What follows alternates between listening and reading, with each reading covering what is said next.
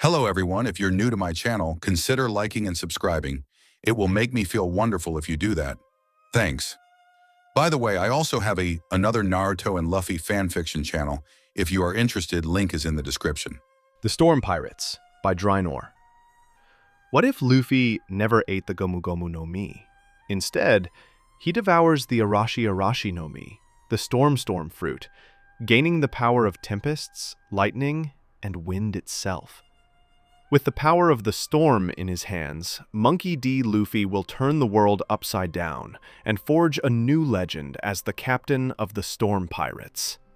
Big shout out to the warlords of this channel: Throat Punch, Rodarius Jones, Native Warrior, Claude Lefrace, Neoesker 23, Derek Dowdy, Zazu Syaz, Abdul Rauf Ali, N3WT, What If Lord, Black Money Young Leon, Garrick Russell, Case Clark, KSGPL4YZ, and Brian McKenzie. You know who you are. Want to stand among the warlords? Join the channel membership and show your support. Adios. As Vivi turned around, she was taken aback by the sudden presence of Nami standing so close to her. Nami, with a sly smile on her face, moved even closer to Vivi, making her heart race with anticipation. Vivi was surprised but also intrigued by the confidence and boldness of Nami's actions. Before she could even have a chance to react, Nami leaned in and pressed her lips firmly against Vivi's. At first, the kiss was gentle and sweet, but soon it grew more intense and passionate.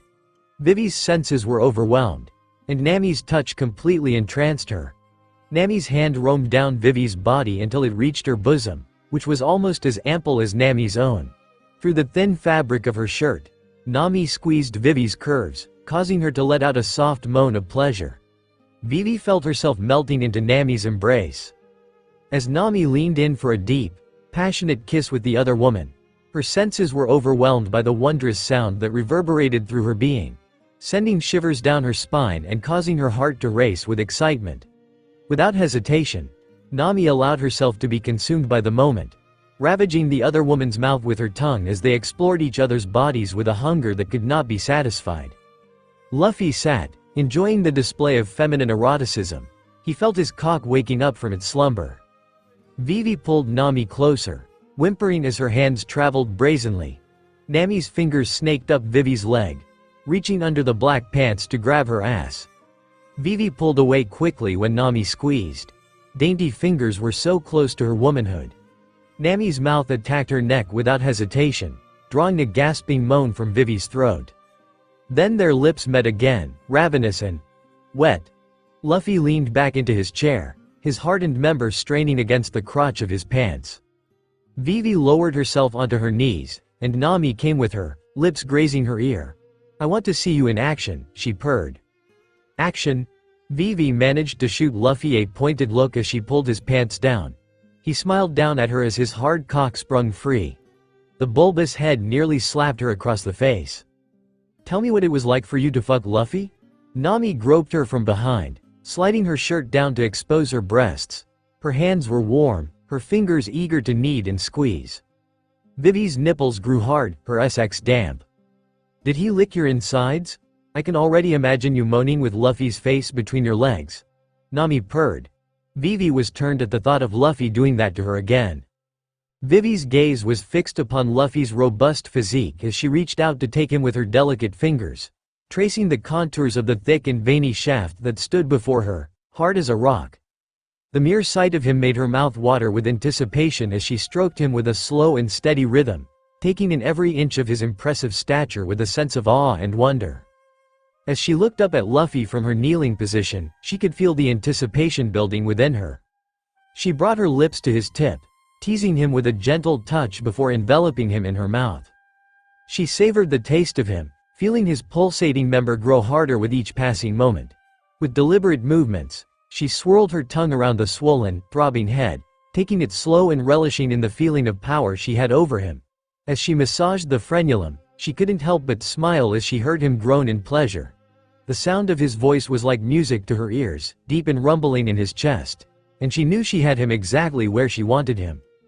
Vivi pressed on, taking more of him into her mouth, lips caressing his length as he slid deeper, deeper. Her tongue worked, swirling, massaging, lapping, flicking against the so much in her mouth. She bobbed her head, lathering the member in saliva, her spit, making it nice and slick. She felt Luffy's hand on the back of her head, his fingers running through her hair. She's very eager, isn't she? Vivi heard Nami say, the other woman sounding amused. Vivi hummed the affirmative, diving deeper, taking more of that long fucking cock. She was only halfway, her fingers squeezing his bare thighs, her eyes already watering. She needed to take him all, get every inch of Luffy down her slutty throat. Look at her go, Nami commented, clearly impressed by the tone of her voice. She pulled back with a gasp, letting Luffy's cock slip from her mouth. He was coated, slick with saliva, and throbbing. He was nowhere close to Ming yet, she knew. It throbbed against the cool air, and Luffy grunted at the sudden stop. The cock was taunting her. Luffy was taunting her. Vivi was going to suck his bone dry. Again, she dived down, his members sliding into her gullet with ease. She reached the halfway point, then pushed forward, taking more. Luffy's grip on her hair tightened. The man she loved groaning beneath her, music to her ears. How does she feel, Luffy? Nami asked, breathless. She might have been fingering herself, getting off watching another woman suck off Luffy. She feels amazing, Luffy grunted. Vivi could feel how tense he was, her fingers squeezing his hard, muscled thighs. Vivi worked harder, sucking Luffy off like it was her fucking job. Gods, Vivi. He sounded affectionate, loving. Vivi hummed happily at that. She was going to swallow every drop of his. Onward she pushed, enduring the sensation of thick, white cock invading her poor mouth. She shuddered and gurgled around him, feeling Luffy twitch in her throat. Almost, her nose hit his waist, pubic hair tickling her. She had taken all of him, every inch of Luffy's manhood shoved down her throat. She choked on him, almost losing her position, but still, she held on. She could taste him, all thick meat. Delicious. She took it all. She could faintly hear Nami breathe. Amazing. If Vivi could smile, she would have. Luffy was all but forcing himself not to. Vivi's mouth was a force of nature. He relished the sensation of Vivi's throat convulsing around him, her lips caressing the base of his cock. The sight of her on her knees. Mascara running down her cheeks. Beautiful eyes staring up at him as if his was the greatest gift in the world. Vivi shuddered, swallowing his cock, tongue massaging the shaft's underside. Vivi slurped away, strings of saliva connecting his cock to her lips. She gasped, sucking in the air like it was Luffy's manhood. She licked the head for good measure, smiling.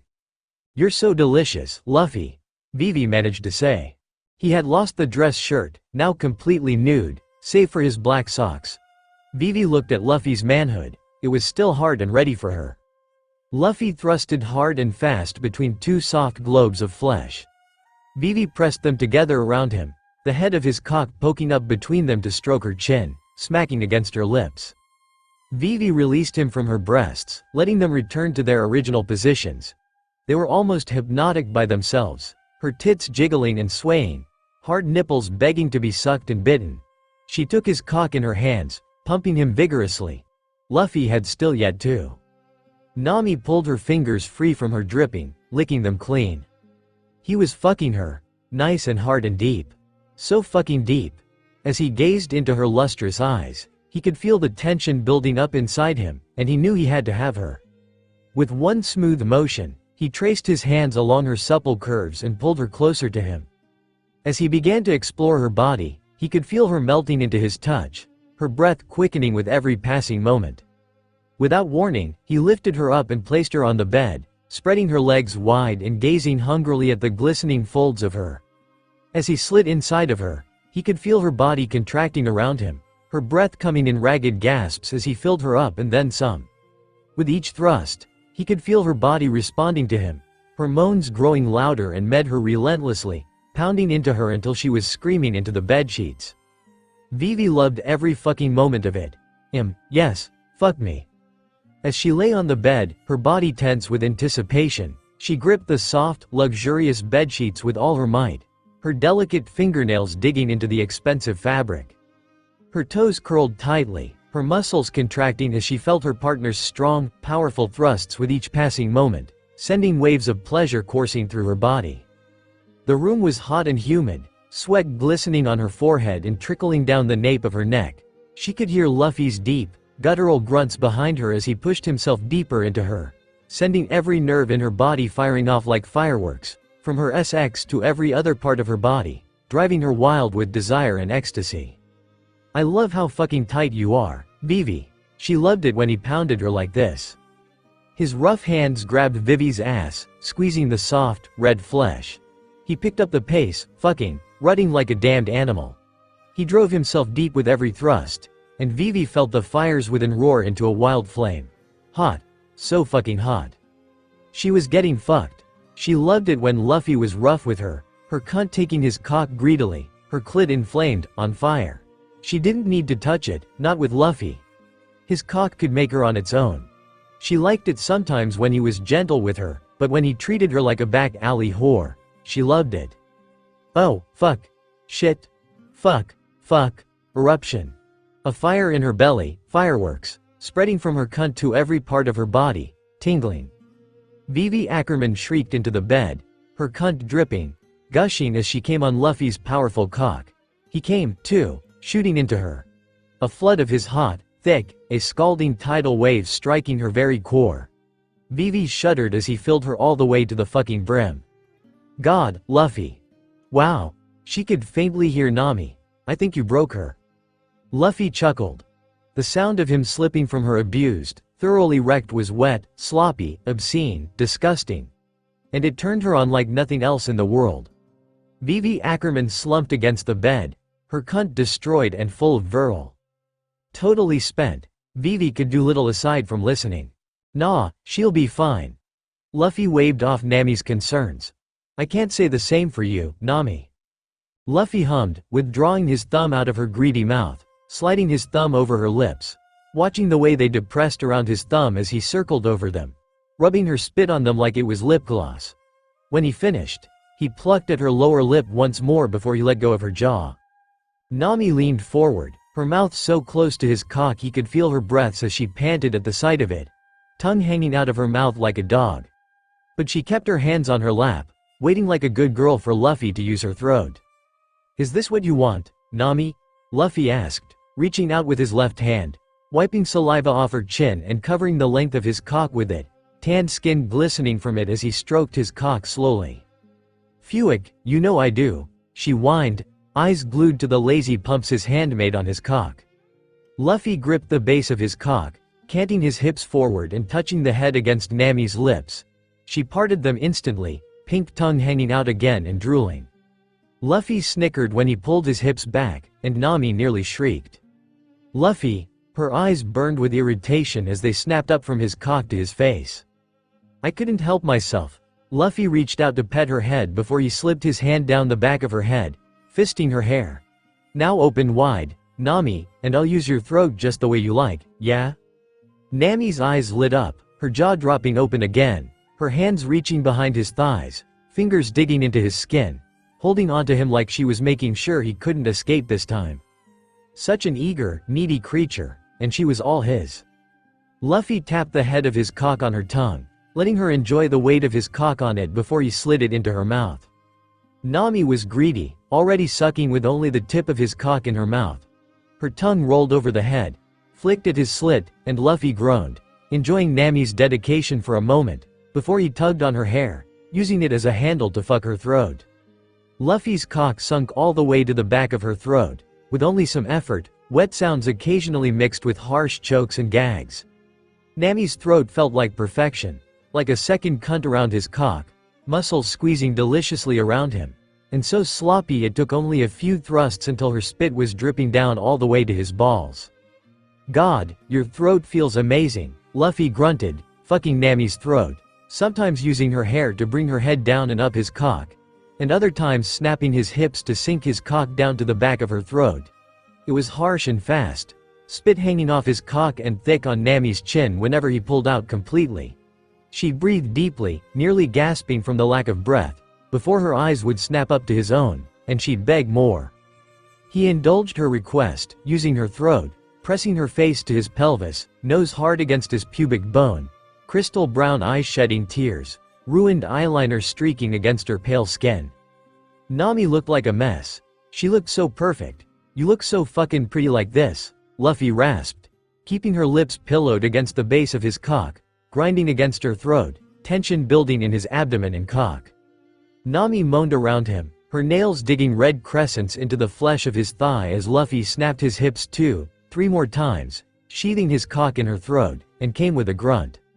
Luffy pulled his hips back until only the head of his cock was left in Nami's mouth. She swallowed the first 2 pulses of before Luffy gripped her hair and tugged her head off, the last splatter of landing on her cheek and jaw, slowly rolling down her skin. Nami blinked slowly as if coming out of a haze. She smiled, lazy and satisfied, leaning forward and kissing his cock head, lapping lightly, tongue swirling around the sensitive until it was all clean. Luffy tugged her head once more, catching her eye. "How'd I look?" she asked, dry tears, sticky lips, and jaw smeared with saliva and Luffy leaned down, kissing her forehead. "You're gorgeous, Nami." With a sudden jolt, Luffy's eyes fluttered open, his heart pounding in his chest like a tribal drum. As he gasped for air, a chilling sweat cascaded down his forehead, leaving icy trails in its wake. His lungs strained for oxygen, desperately yearning for more, yet each breath felt as insufficient as a whisper in a roaring tempest. Despite his valiant efforts to draw in life-giving breaths, the frigid tendrils of coldness continued to envelop him, gripping his body like a vice. As if summoned by the crackling thunder, a vivid memory surged through Luffy's mind with the intensity of a lightning bolt, transporting him back to that fateful encounter with Akainu. In the blink of an eye, images flooded his consciousness, the searing pain coursing through his body as his arm bore the scars of a relentless battle. It was as if the electric shock of agony surged from his burnt limb. In the midst of agony, a guttural groan escaped Luffy's lips, his brows furrowing and teeth tightly clenched. With an abrupt motion, he yanked away the protective veil of warmth provided by the blanket, revealing a sight that sent a shiver down his spine. His eyes widened in sheer disbelief as he beheld his right arm, swathed in a labyrinth of pristine white bandages that cocooned the injured limb. Determined to test the extent of his affliction, Luffy attempted to flex his fingers, only to be greeted by an excruciating surge of pain that reverberated throughout his entire being, originating from the very core of his arm. As Luffy's weary head sank into the embrace of the plush pillow, he sensed of slumber beckoning him like grains of sand slipping through his fingertips. Just as he was on the precipice of stooping to the gentle embrace of sleep, the door to his dimly lit chamber erupted open with an explosive force, jolting him back to alertness. Shielding his eyes from the sudden onslaught of brilliance, Luffy narrowed his gaze, his vision adjusting to the intense glow that flooded the room.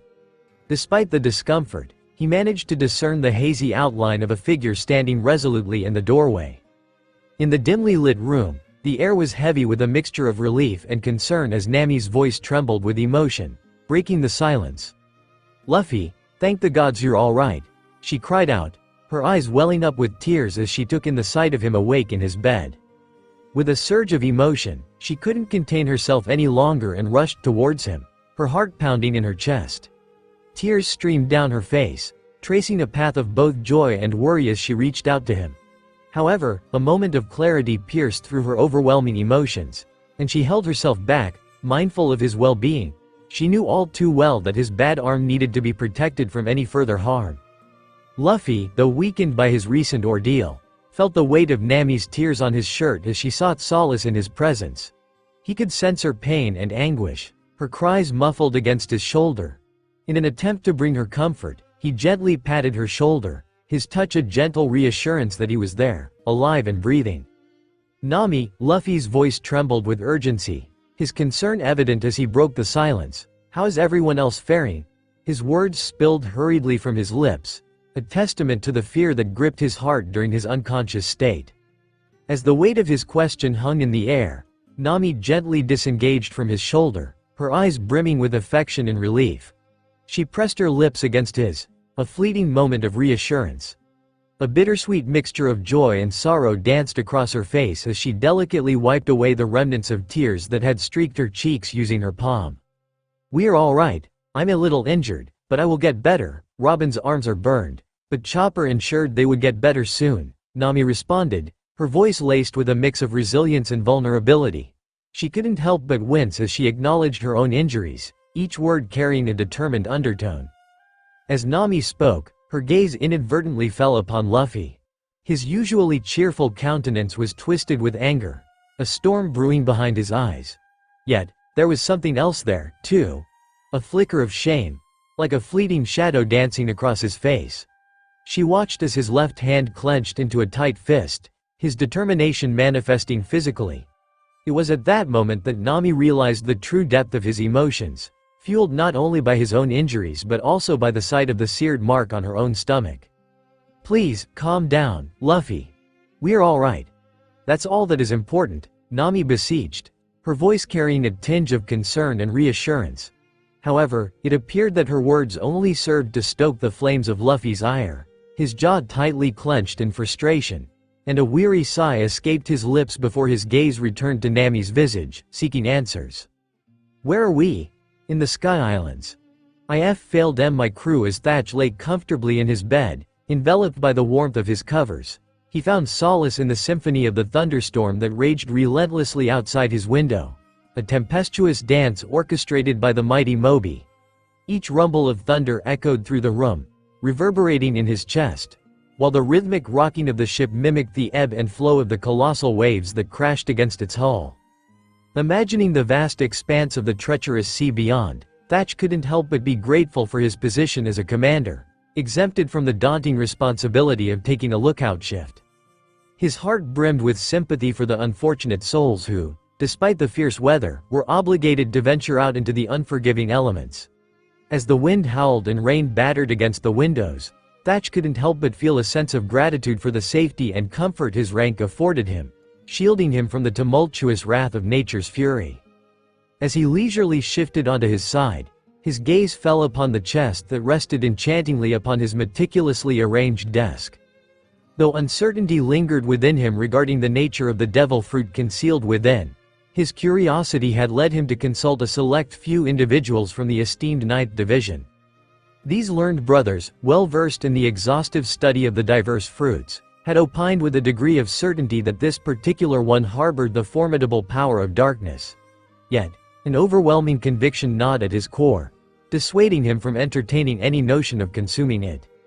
The name itself, the dark fruit, whispered forebodingly through the recesses of his mind, resonating with an air of impending doom. According to knowledgeable researchers, an intriguing notion surfaced regarding a specific fruit's extraordinary properties. They postulated that consuming said fruit would grant one the remarkable ability to absorb objects. Furthermore, whispers began to circulate, speculating that the enigmatic dark fruit possessed the unprecedented power to not only absorb but also nullify the abilities of other devil fruits. Contemplating this possibility, a sense of apprehension crept into their thoughts, for they feared the dire consequences if such potent capabilities were to be wielded by malevolent individuals turned against their own allies. As he stood there, contemplating the mysterious devil fruit that lay, a flicker of uncertainty danced across his face. "Maybe I should talk to Pops about it?" he pondered aloud, his voice tinged with a hint of apprehension. Deep down, a gnawing sense of unease had taken root within him, like an unwelcome guest overstaying its welcome. The mere thought of this perplexing fruit intensified his disquietude, causing regret to bubble up within him like a rising tide.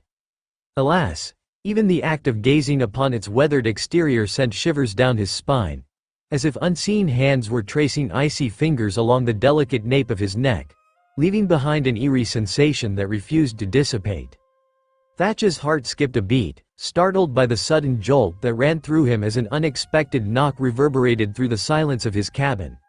Intrigued and slightly perplexed, he rose from his comfortable chair, his mind already occupied with thoughts of who could possibly be seeking his presence at this late hour. As he approached the door, his curiosity intensified, wondering what urgent matter could have driven someone out of their own refuge in the dead of night. With a mixture of anticipation and caution, Thatch gingerly turned the doorknob, revealing the enigmatic figure standing before him in the dimly lit corridor.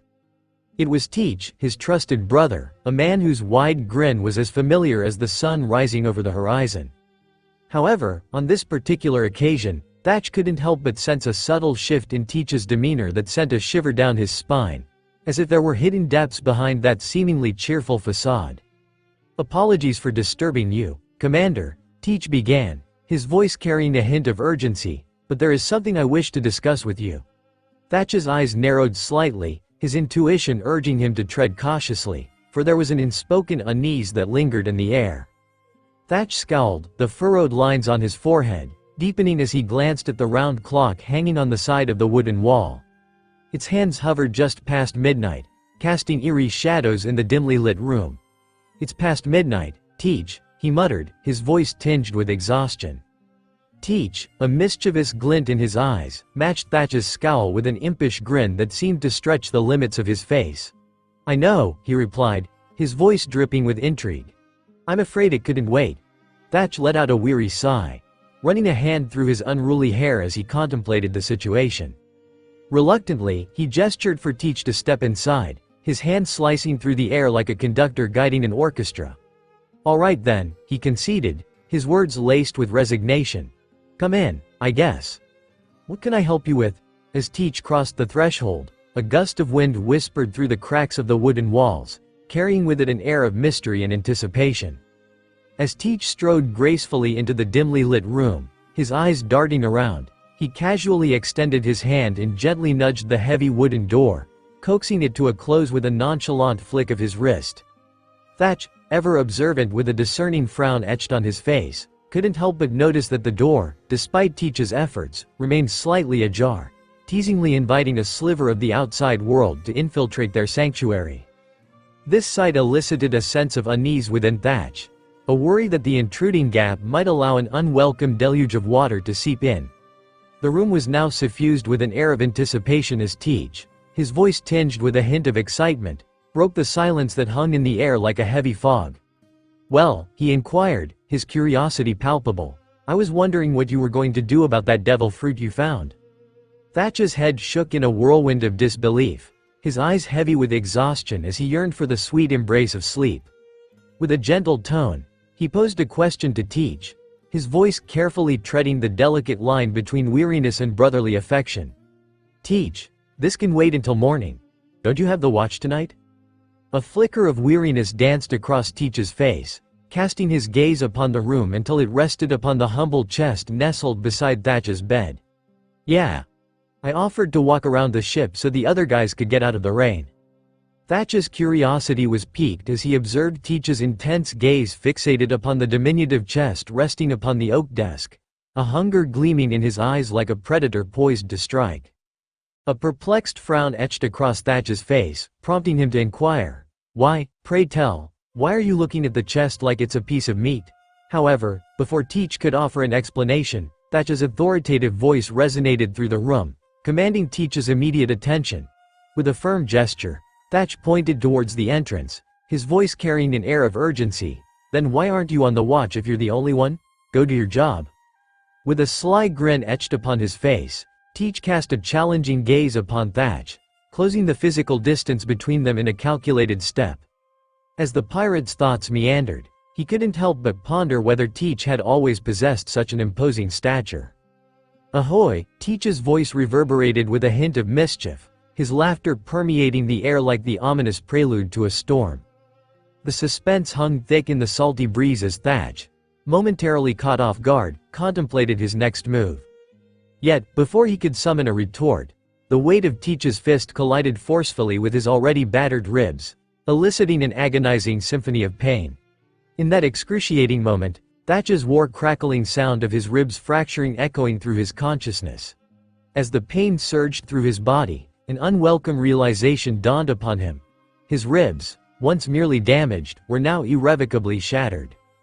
As he doubled over, his body contorting in an attempt to repel the searing agony that surged through him, he found himself gasping for precious breath, each inhalation a desperate plea for oxygen. Something was undeniably amiss, an unsettling sensation that permeated his very being, impairing his ability to draw in air as he struggled to regain control over his respiration. With his vision blurred by tears of pain, he mustered the strength to lift his gaze, only to be met with a chilling sight. Teach maintained a sinister grin upon his face, his eyes harboring a wicked gleam that sent shivers down Thatch's spine, leaving him with an unshakable certainty that this man's intentions were nothing short of murderous, and worse still, he derived immense pleasure from the prospect of executing his sinister plan. As Thatch's senses heightened, an ominous realization washed over him at that precise moment. The gleaming blade of a knife glinting in the dim light caught his attention. In a desperate attempt to evade the impending strike, he swiftly rolled to the right, his agility tested to its limits. However, his efforts proved futile, as an agonizing jolt of pain surged through his body when the cold steel of the knife mercilessly pierced his vulnerable back. Gasping for breath, Thatch found himself sprawled on the unforgiving floor, his every breath a painful reminder of the perilous situation he found himself in. In a display of sadistic satisfaction, Teach tore the knife out of Thatch's wounded flesh, a malevolent glint dancing in his eyes. With a swift, callous kick, he sent Thatch sprawling to the floor, his feeble attempts to alleviate the searing pain met with frustration. Teach's triumphant laughter echoed through the room, a chilling symphony of malice and dominance. Yet, his attention swiftly shifted toward the chest. With calculated precision, Teach snatched the chest, his fingers curling possessively around it, his anticipation palpable. A wicked smirk etched across Teach's face, his voice dripping with derision as he addressed the commander with an air of arrogance. "Thank you, Commander," he sneered, his words laced with chilling confidence. "I can assure you that this won't go to waste." The sinister glimmer in his eyes intensified as he raised his hand, the very hand that had brought Thatch agony, now clutching the knife. In the depths of agony, Thatch's senses were overwhelmed by an unbearable pain radiating through every fiber of his being. Despite the excruciating torment that threatened to consume him, he summoned an unwavering determination and mustered all his remaining strength to twist his broken body, locking his gaze upon Teach. A sinister smirk adorned Teach's face, basking in the triumph of his malevolence. With his dwindling breath, Thatch managed to rasp a single word, barely escaping his trembling lips as a desperate plea. "Why?" Yet, Teach's response was not one of remorse or explanation but a chilling silence that hung heavy in the air.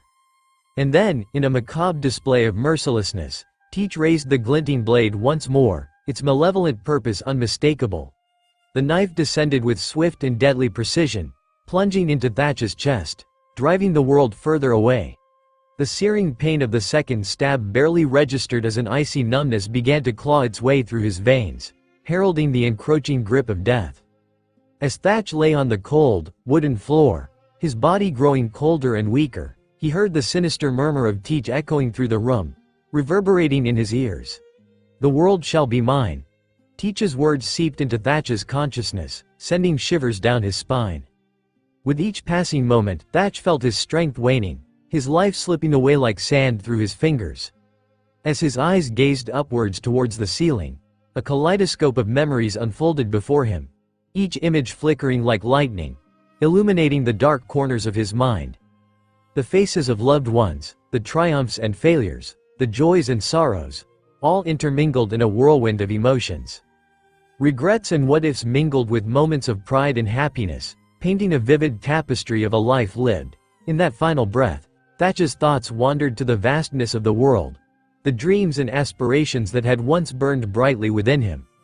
The realization of his impending end brought a bittersweet clarity, a reminder of the fragility and preciousness of every fleeting moment. As the cold increased, Thatch found himself engulfed in an eerie numbness. He couldn't feel his legs anymore. The excruciating pain, which had once consumed his every thought, gradually faded as his body surrendered to the clutches of impending demise. Yet, amidst this desolation, a single tear defied the icy grip, tracing a solitary path from his sorrowful eye towards his ear. All for an F-fruit. IIW would have G given it T to you willin'. Despite his trembling voice, laden with frailty, he attempted to articulate his profound sentiments, his words faltering and stuttering in their delivery.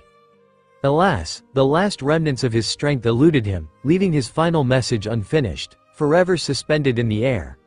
And so, with a final, labored breath, Thatch soup-bed to the embrace of eternity, his life extinguished amidst a pool of his own crimson blood, alone in a dark room.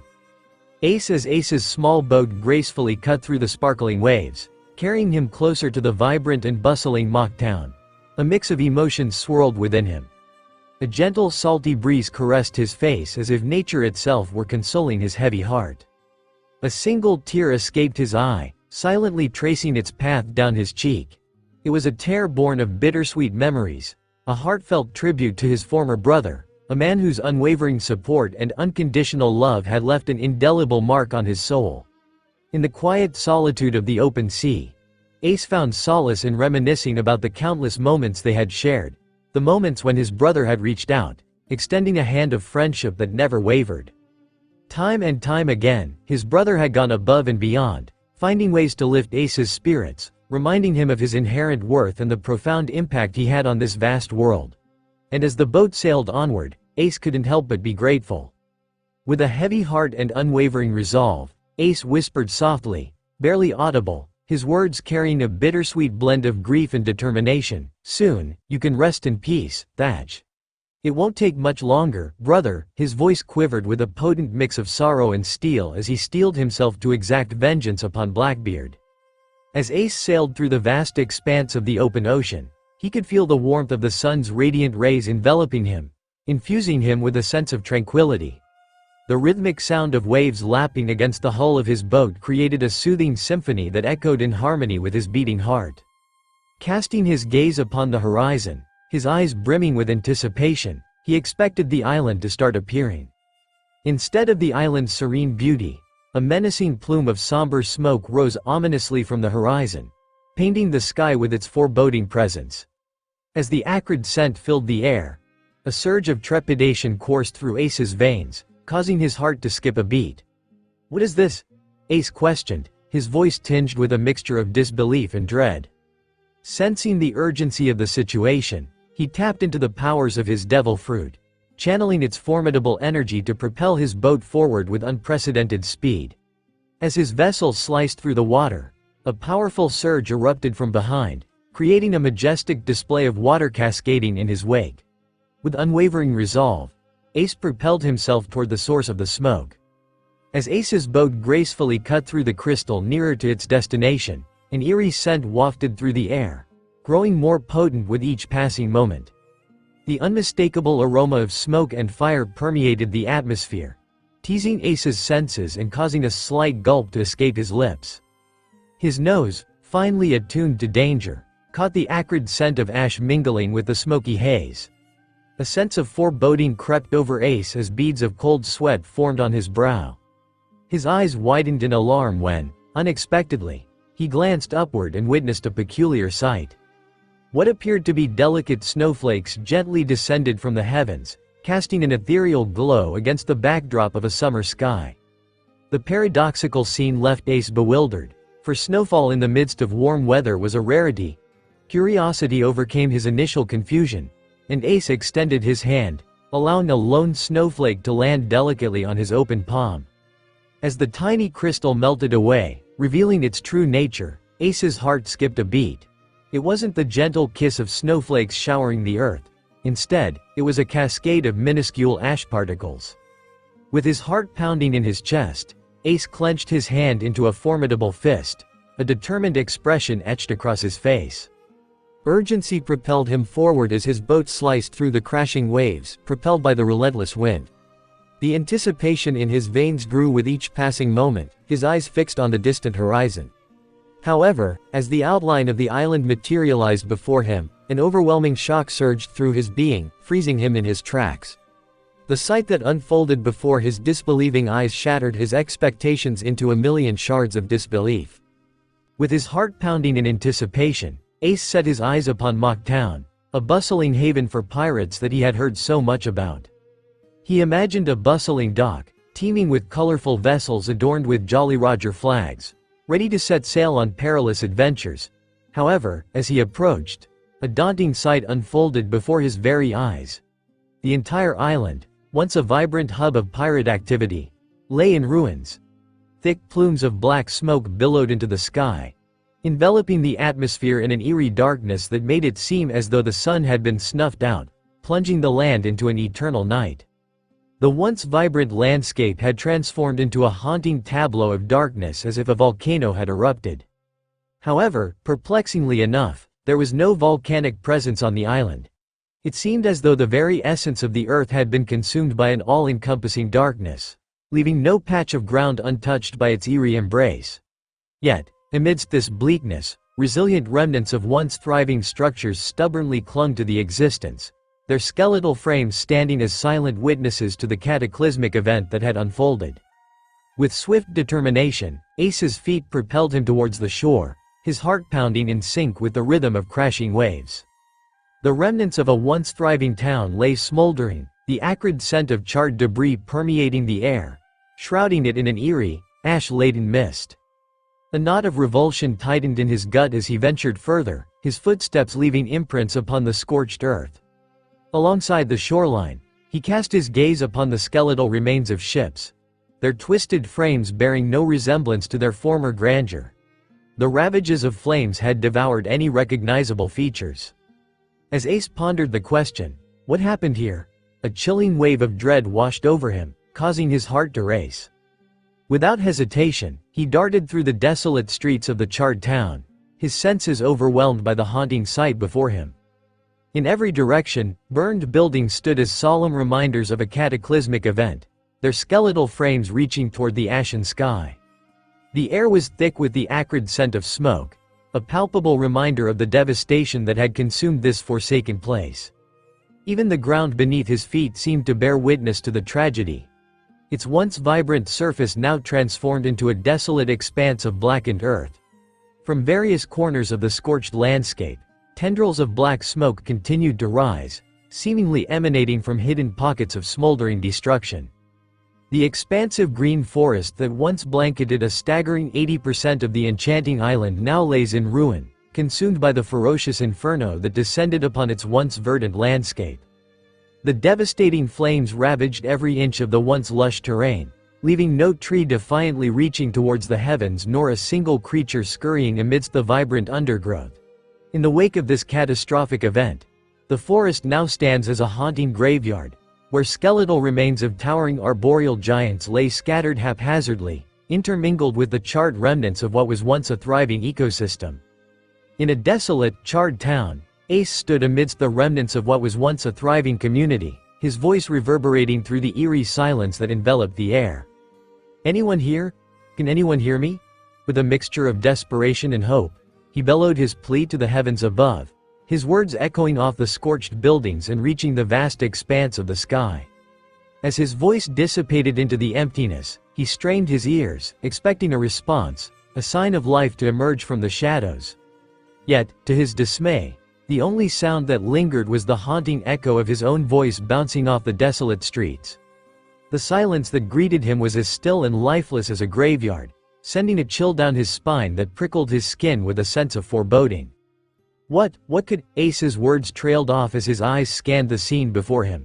A strange object, mysteriously resting on the ground, captured his attention. At first glance, it appeared to be a peculiar black rock. Ace ventured nearer, his every step filled with a sense of foreboding. Ace's breath hitched in his throat, his heart pounding with an unsettling rhythm. The rock wasn't a rock. What it was caused his eyes to widen and his mouth to gape in horror. Before him lay a lifeless human body, its charred form so ravaged by a fire that made it impossible to tell if it was a man or a woman. The once vibrant flesh, now transformed into an eerie obsidian hue, mirrored the depths of despair that engulfed Ace's senses. The pungent stench emanating from the desecrated corpse invaded his nostrils, assaulting his senses with an overwhelming wave of repulsion. A cocktail of putrid decay and burnt flesh filled the air, threatening to overwhelm his delicate constitution. The sheer intensity of the odor nearly reduced him to his knees, his stomach churning with a nauseating mixture of disbelief and revulsion. With a swift and instinctive motion, Ace's head snapped around, his eyes refusing to meet the haunting sight of a lifeless figure sprawled before him. As he cast his gaze across the desolate and ravaged street, a heartbreaking tableau unfolded, revealing a harrowing scene of utter devastation. Scored across the landscape, the charred remnants of humanity lay scattered, their once vibrant existence reduced to mere remnants of ash and bone. Each body consumed by unforgiving flames. In an attempt to steady his racing heartbeat and quiet his racing thoughts, Ace inhaled deeply, drawing upon the well of resilience within him. Gathering his courage, he ventured forth, striding purposefully into the heart of the fire-ravaged town, his path determined by a decisive turn to the left. Ace's eyes widened in sheer horror as a gasp of shock escaped his lips. Before him stood a grotesque tableau. What had once been human bodies now lay strewn like a macabre mountain, their charred remains blending together in a twisted amalgamation of agony. The sheer magnitude of the carnage overwhelmed Ace, rendering him incapable of comprehending the staggering number of corpses before him. It was as if they had fused together in a grim dance of death, their burned limbs reaching out in a grim symphony of despair. Yet, what struck our mouths, forever frozen in a silent scream of unimaginable pain. Every single one of them, without exception, had perished with their mouths wide open, an indelible testament to the horrors they had endured before succumbing to their fate. As Ace gazed upon the charred remnants of life, his eyes fixated on the disfigured visages that lay before him. The haunting sight stirred his imagination, almost conjuring the faint echoes of agonized screams that seemed to reverberate through the air. Their mouths were frozen in a petrified scream, with lips parted and twisted in eternal agony. The remnants of their faces bore witness to the unfathomable horror they had endured. Hollow cavities now occupied the space where their eyes once sparkled with life, transforming into desolate pits that mirrored the void left behind. As Ace cautiously ventured further into the desolate, charred town, he mustered every ounce of his willpower to avert his gaze from the haunting sight of lifeless bodies strewn across the streets. He deliberately shifted his attention towards the decimated tavern on his right, where a grim tableau of scorched corpses lay in solemn repose near its shattered entrance, a chilling reminder of the tragedy that had unfolded here. With a heavy heart, Ace momentarily diverted his eyes, seeking solace in the peculiar sight of a weathered well standing defiantly amidst the destruction. As his gaze fixated upon its warped stones, he couldn't help but notice the subtle signs of its resilience being tested, as if the intense heat had caused the very foundation to tremble. Vulnerable and on the verge of collapse, the beleaguered well appeared to mirror the desolation that surrounded it. As Ace approached the well, the smell of badly cooked meat became stronger in the air. It felt like it was coming from the bottom of the well. Ace gulped as if trying to prepare himself for what he was about to see. Placing his hands on the railing around the well, he looked downwards at the bottom of the well. What he saw made him sick to his stomach. Deep within the murky depths of the desolate well, a haunting scene unfolded before Ace's weary eyes. Illuminated by the sunlight, several lifeless bodies lay on the water. The charred remnants bore witness to the undeniable agony they had endured, leaving Ace's heart heavy with an overwhelming sense of grief. Through the haze of despair, Ace's tear-filled gaze discerned the presence of 3 valiant women and 3 stalwart men. And there, nestled amidst the solemn tableau, was a little boy, his innocence forever lost. Overwhelmed by the weight of the sight before him, Ace couldn't bear to witness the aftermath any longer. He averted his gaze, his eyes brimming with teardrops that mirrored the anguish in his soul. A profound sorrow washed over him. As Ace cautiously stepped forward, his gaze was captivated by a desolate corner of a burned house. There, in a haunting tableau, 2 charred figures sat, their lifeless forms propped against the crumbling structure. As he drew nearer, a profound realization washed over him. One body, stoic and immense, belonged to an adult, while the other, tragically small, belonged to a child. What struck him most was the heartbreaking scene they formed, for the adult, in a final act of unconditional love and protection, had enveloped the young one within its outstretched arms, trying to protect the child from the flames. Their mouths, once vibrant with laughter and conversation, were now frozen wide open. Who did all this? With a mischievous glint in her eyes, Nami playfully extended her hand toward his eager member, drawing it closer to her with a gentle yet decisive pull. As the head of his throbbing desire aligned itself with the tempting destination of her awaiting mouth, an air of anticipation filled the room. She parted her lips slowly, ever so gradually widening the gateway to her oral prowess. Each movement was deliberate, a dance of desire and temptation. Finally reaching her desired destination, she began to explore the velvety texture with her tongue, tracing delicate circles and savoring every delicious inch. As she embraced the intoxicating sensation, a mixture of pleasure and longing enveloped her senses, However, as the intensity grew and her appetite for more overwhelmed her, Nami's physical limitations became apparent. She could only accommodate the head of his throbbing member, encapsulating it with a fervent devotion that left both parties craving for more. With a gasp for air, she reluctantly pulled away, leaving a lingering tension in the air. "Oh God, this is amazing," said Luffy. She put the head back in her mouth, managed to take a few more inches in, and started bobbing her head. It was extremely sloppy, with constant gagging noises coming from Nami. It only served to turn the others in the hot tub on even more. Nijiko subconsciously moved her hand over to her, already became wet, and started masturbating, making a wet squelching noise permeate the hot tub. Vivi, too, started masturbating by rubbing her huge tits through the towel she was wearing. "I'm getting close," Luffy exclaimed, tensing up slightly. Nami pulled the out of her mouth, which she managed to take around half into her mouth and throat, and gasped. "You're not mean until I say you can," Nami said. She stuck out her tongue and licked his cock all the way from the base to the tip. "And I won't be satisfied until this whole cock is down my throat." She turned around to her two friends. "Are you two joining in on the fun?" "Come on, Captain, sit on the edge of the hot tub and I'll take care of you," said Nijiko as she moved into the water. As Luffy got up and moved towards the edge, he noticed Nijiko following him on all fours. As he sat down in front of Nami with his legs spread, Nijiko slipped into the water right next to her. "Are you gonna help me out with getting him too?" asked Nami with a smug smile. "Yes," replied Nijiko, still unable to take her eyes off his huge cock. Nijiko moved towards from the left, whereas Nami took the right. They both started by kissing his heavy balls and licking down the entire length from the base to the tip. When they got to the tip, they both got a taste of his pre, which was leaking from the tip. They moaned at the feeling of it and started licking their sides with great enthusiasm. Every so often, lick the tip again to get some more pre. After a while, they both went for a lick of his tip at the same time and stopped for a brief second. They looked into each other's eyes and started making out. It didn't last long, but they kept their lips in contact and slid down his length while licking it. After doing this a few times, Nami decided that his was covered enough and started taking his tip into her mouth. She started bobbing her head up and down, going slightly deeper every time, his moans getting increasingly louder as she got deeper.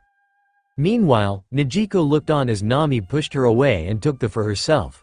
When she noticed a small gap, she squeezed in and started licking at the parts Nami hadn't gotten to but stayed closer to the base.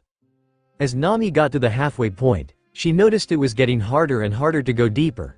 She reached out and grabbed his hand, slightly startling him, and put it on the back of her head. He got the message and started pushing her down his length. She almost immediately started gagging, but as she told him, he ignored it and kept pushing it in. Nijiko was now just focusing on the balls. She moved her hands up to them, bouncing them up and down as she licked them. They were so full and heavy with his, it was unbelievable. She was startled as he put his other hand on top of her head and pulled her in closer. Her face was now completely against his balls. Her nose was right at the junction where they and his met. She took a deep sniff and almost passed out. She was so turned on at the moment. One of her hands subconsciously slid down to her and started rubbing it. Nami seemed to not be doing so well. Tears continually leaked from her eyes, and she had drooled all over her chin. Her face was getting redder and redder. She was almost 3/4 down now, and breathing was so hard. Luffy followed her instructions closely and wasn't letting up. She loved it. Both her hands reached down. Her right grabbed her nipple and squeezed it, and her left reached for her and inserted 3 fingers inside. Nijiko had to move away now. There wasn't enough space for her at the moment. She looked at Luffy. His face was flushed, and he was breathing heavily. She could tell he was holding back a lot, for Nami's sake. Nami really wanted to do this, and he was going to ensure she would succeed. Seeing as she had nothing better to do, she crouched a bit lower and lifted one of Nami's breasts to her mouth. She started licking and lightly biting the nipple and heard Nami moan. Nami finally reached the base. Her lips and throat stretched to the maximum. Luffy then grabbed her head with his other hand too. "I'm Ming," he managed to groan out and then let loose. She felt his balls contract. They rose and pressed up right against her chin. She felt his cock tremble slightly as the traveled down its length. He completely let loose. It felt like the sprayed directly into her stomach. It seemed she wouldn't need to get dinner. Then when the first shot finished, the second started almost immediately and released the same amount of. After 5 shots, she felt her stomach was full, but it just kept coming. After 2 more shots, she noticed was leaking in between her lips onto his balls. She wasn't the only one that saw it since Nijiko almost lunged forwards and started licking all the leaking off of his tanks. 3 more shots, and he was done. He groaned and lay down on the ground behind him. He didn't let go of Nami's head, so she was slightly pulled up. Holy shit. That was amazing. He groaned out. Nami had to agree. Although she had a bit of a problem at the moment, some of the couldn't fit in between her lips, so it ejected out of her nose, so she couldn't breathe at all. She slowly lifted her arms and gently tapped his hands. He dragged her up the length of his cock, and her mouth made a pop sound as the head came out. She immediately started gasping for air. She didn't expect Nijiko to lunge at her and start licking his off of her face. Nami finally regained her breath. So Luffy, how did you like my deep throat skills? It was perfect. Are you ready for round 2? The captain exclaimed. I'm going to have to sit this one out and rest for a minute, but have fun with the other 2 though, Nami said as she moved away towards Vivi. She grabbed the mostly submerged woman and pushed her toward Luffy as she got to her. Vivi didn't expect that, so she fell face first into his now slimy with a mixture of his and Nami's spit. She breathed in the musk and felt lightheaded. As she was close enough now, Nijiko approached her from behind and grabbed her breasts. She then started massaging them and lifting them higher until they almost hit Vivi in the face. They were finally within reach. Nijiko still had a hold of Vivi's breasts, so she lifted them and spread them, inviting Luffy to place his cock between them. Nami finally let go of his and slapped it down on Vivi's tits. She gasped at the slight stinging sensation. It was a solid piece of meat with some weight behind it. Just it resting there made a small valley on her breast. Nijiko pulled her breasts apart even more if he's in between them.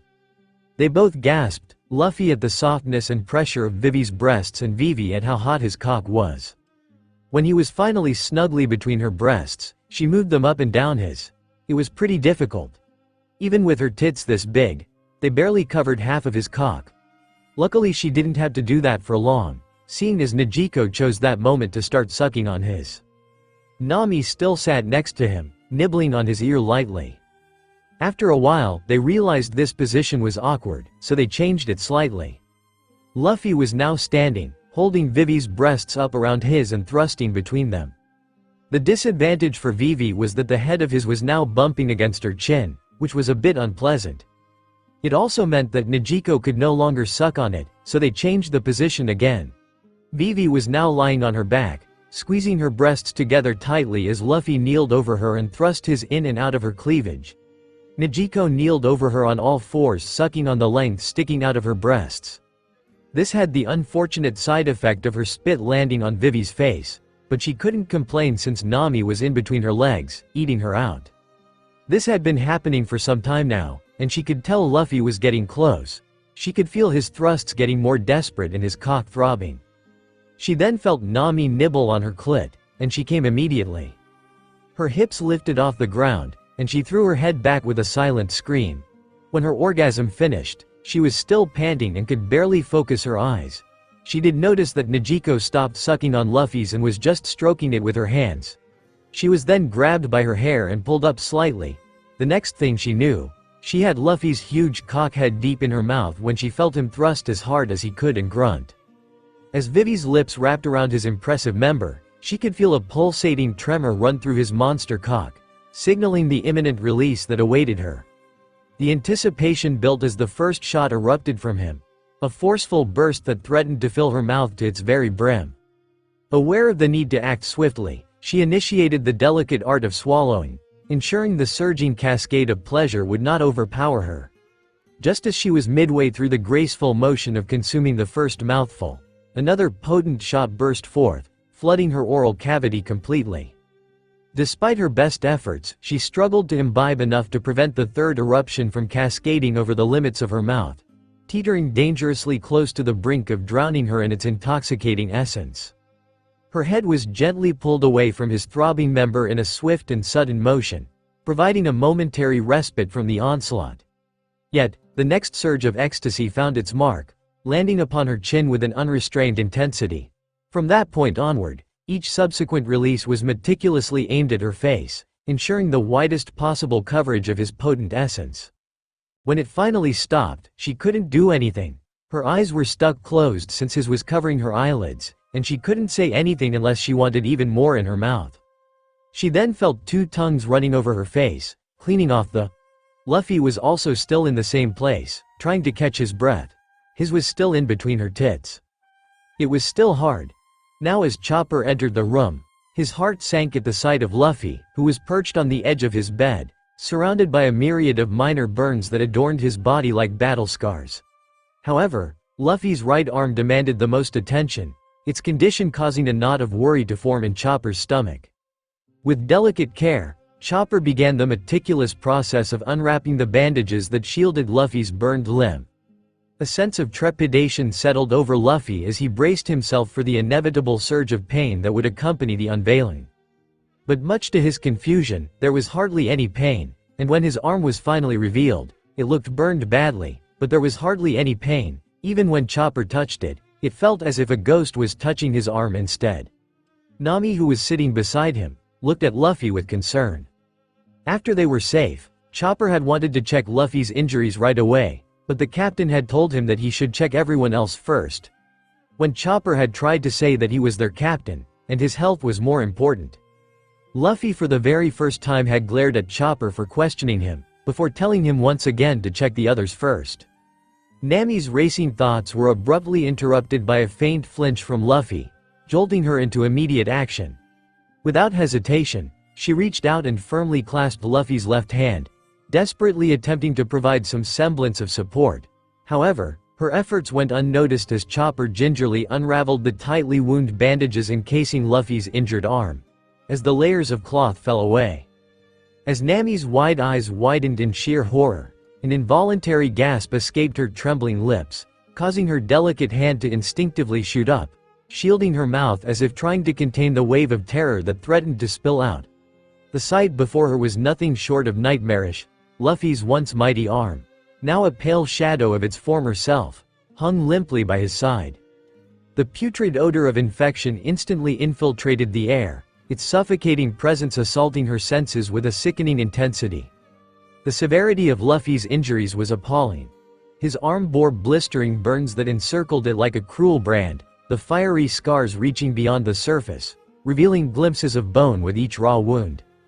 And amidst the sea of burns, ominous black marks, as dark as the depths of a coal mine, marred his once unblemished flesh.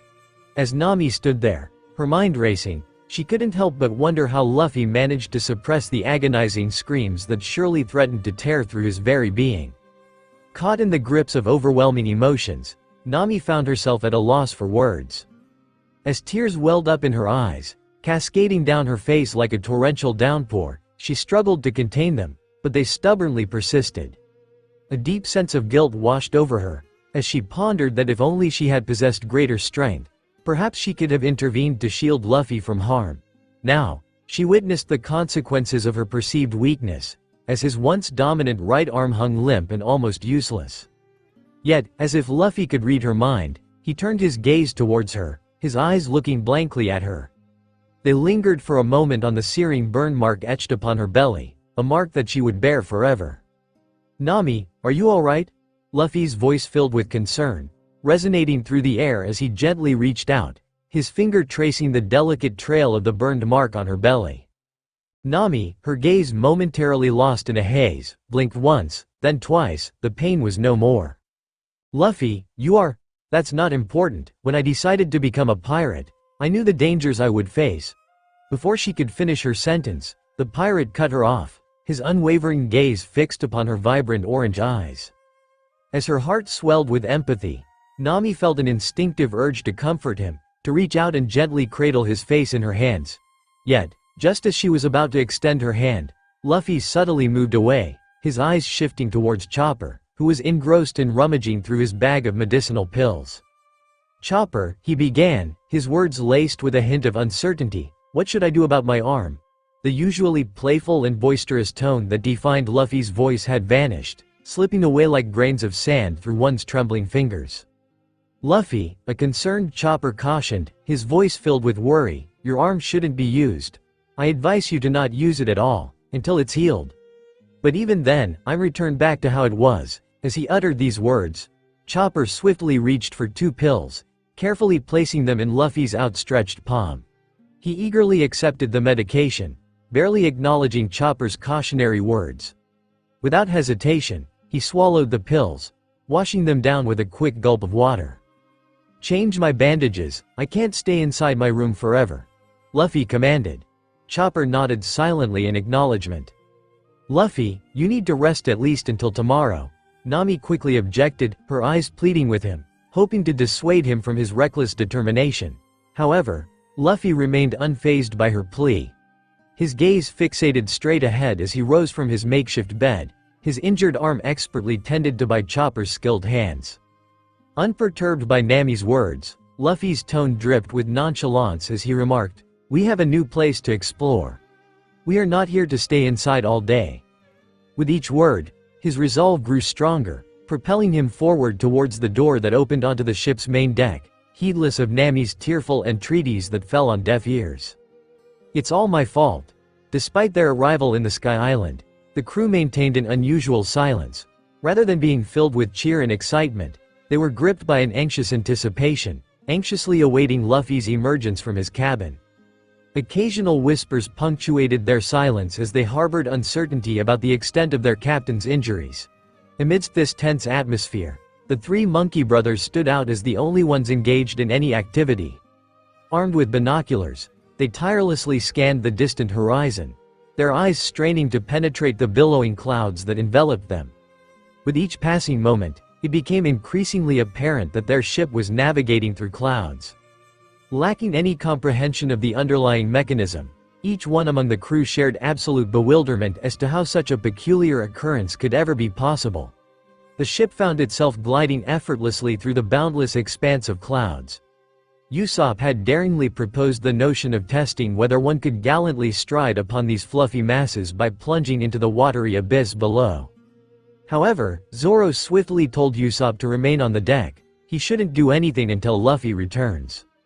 Cricket, filled with curiosity, diligently peered through the binoculars, desperately scouring the vast expanse of the sky in search of something other than the obscuring clouds.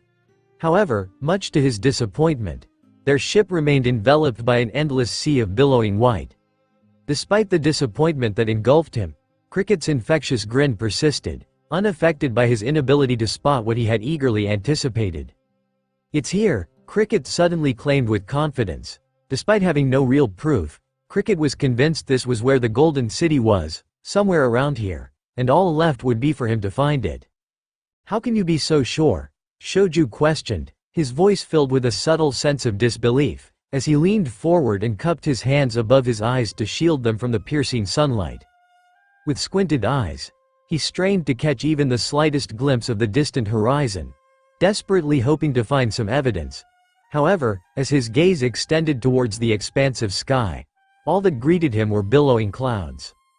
"I just know it, the city of gold was never sunk, it was thrown in the air by the knock-up stream. And part of the island ended up here. We just need to find it now. I will prove once and for all that Noland was never a liar," Cricket claimed with a raised fist. Masira and Shoju couldn't help but notice the resolute gleam in his eyes, akin to radiant gems reflecting his inner resolve. "Do you think there are people here?" Masira suddenly asked. The question seemed to hang in the air, lingering for a moment before catching the attention of a few crew members. People? The mere thought of people inhabiting this desolate place hadn't crossed their minds until now. "Yes, while we just arrived here, we don't know how this place works, but there's a chance there are people that live in this place, that call this place their home," Masira explained. "Do you think these people might be hostile towards us?" Usopp questioned with a hint of concern in his voice. His hand subconsciously brushed against one of his trusty revolvers, as if preparing himself for any potential hidden attack. "They might be, after all, if there are people here that call this place their home, then right now we are intruders, people they don't know and don't trust. There might be a chance they might be the type of attack first, and ask questions later," Masira explained with a nonchalant shrug of his shoulders. Standing beside him, Cricket couldn't help but frown, knowing his brother was right. However, this realization did not falter his determination in the slightest. He had come so far and would persist in his pursuit without hesitation. If these people of the sky try anything, Zoro started, a mischievous glint in his eyes as he spoke with a confident grin, his fingers expertly unsheathing one of his swords. With a swift and fluid motion, he positioned the blade over his shoulder. They will meet their maker sooner than they thought, he finished, his grin now transforming into a knowing smirk. I wonder if there are any unique animals around here. I wonder what their meat tastes like, Sanji wondered out loud.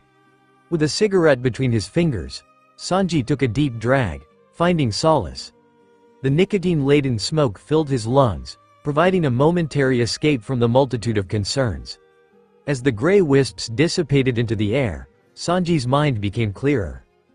Well, if there are animals here, I think they might be flat, and not have much weight in them, Robin added in the conversation.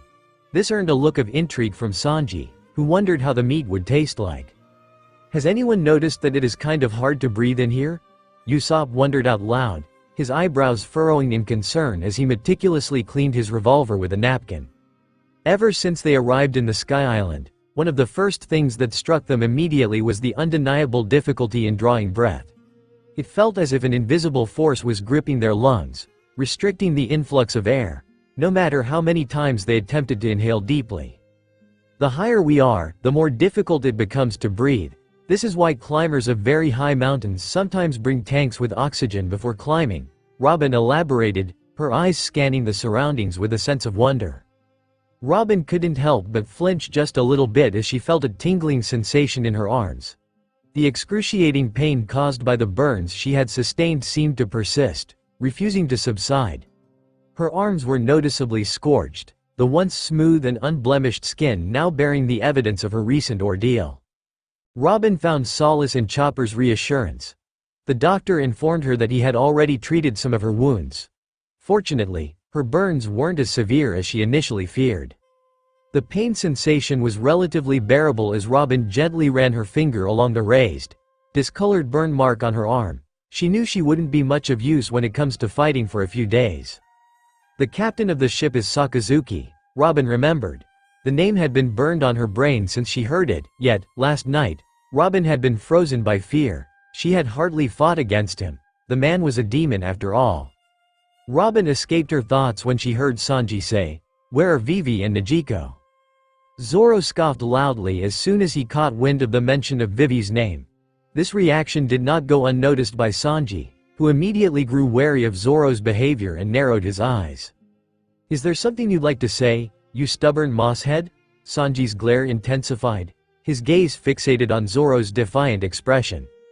Sanji swiftly snatched the cigarette from between his index and middle fingers, launching it disdainfully into the sky before it plummeted into the abyss below.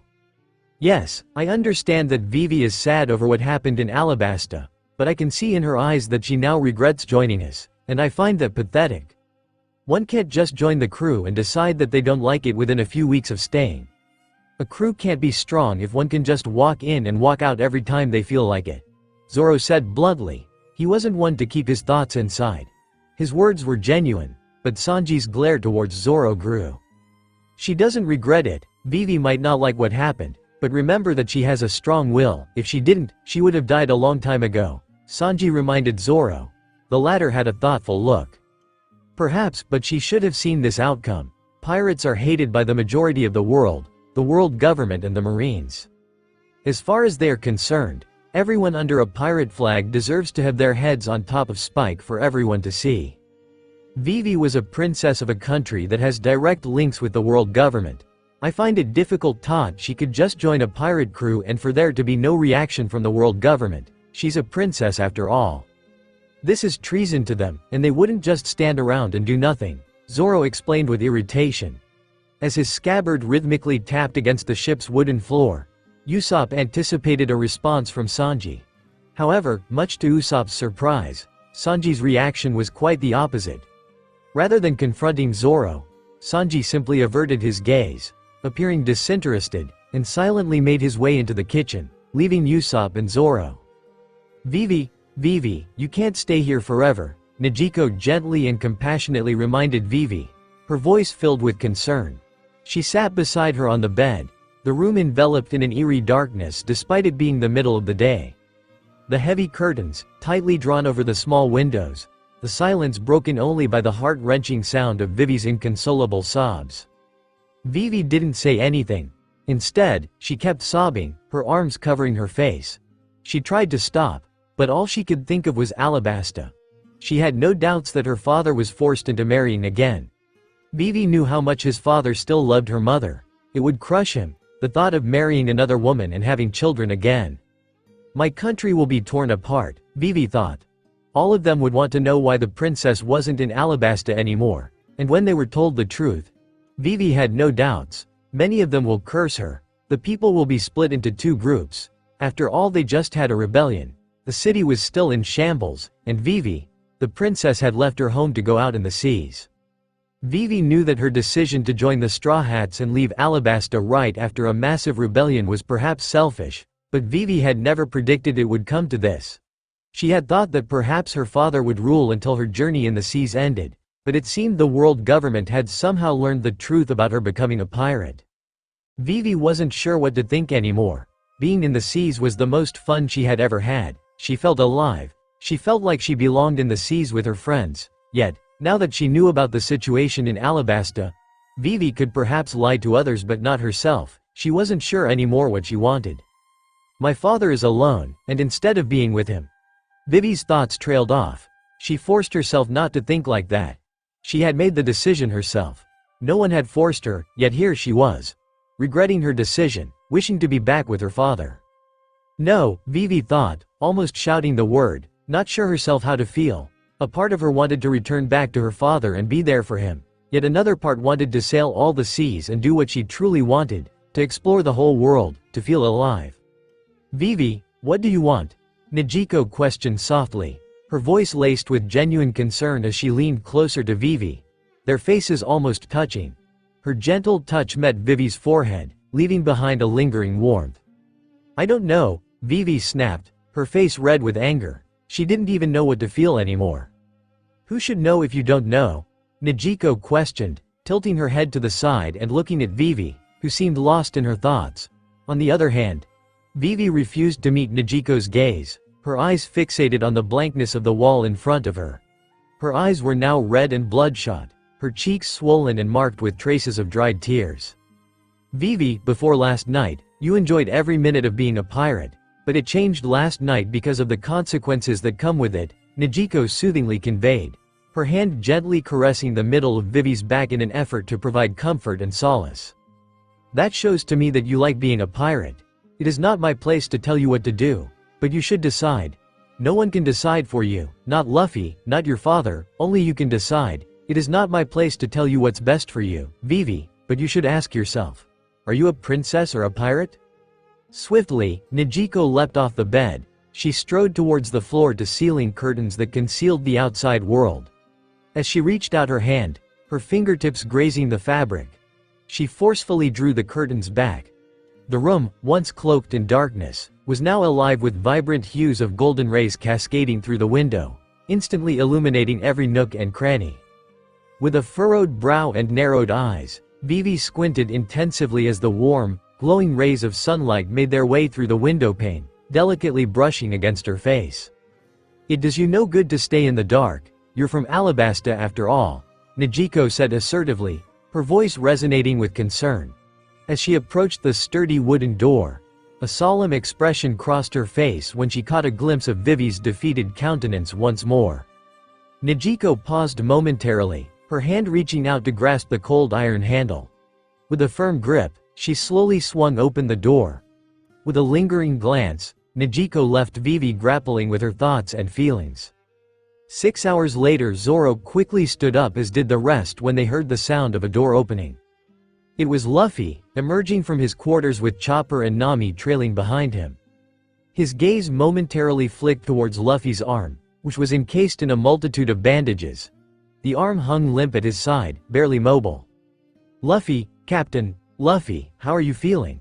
As Usopp attempted to rush toward Luffy, his instinctive desire to embrace his friend was quickly thwarted by Nami's swift intervention. Luffy leaned in towards Usopp and gave him a small smile, but one could easily tell it was a forced one. Luffy swiftly shifted his gaze towards the rest of the crew gathered on the main deck. A genuine sense of happiness washed over him as he realized everyone, including Vivi, was accounted for.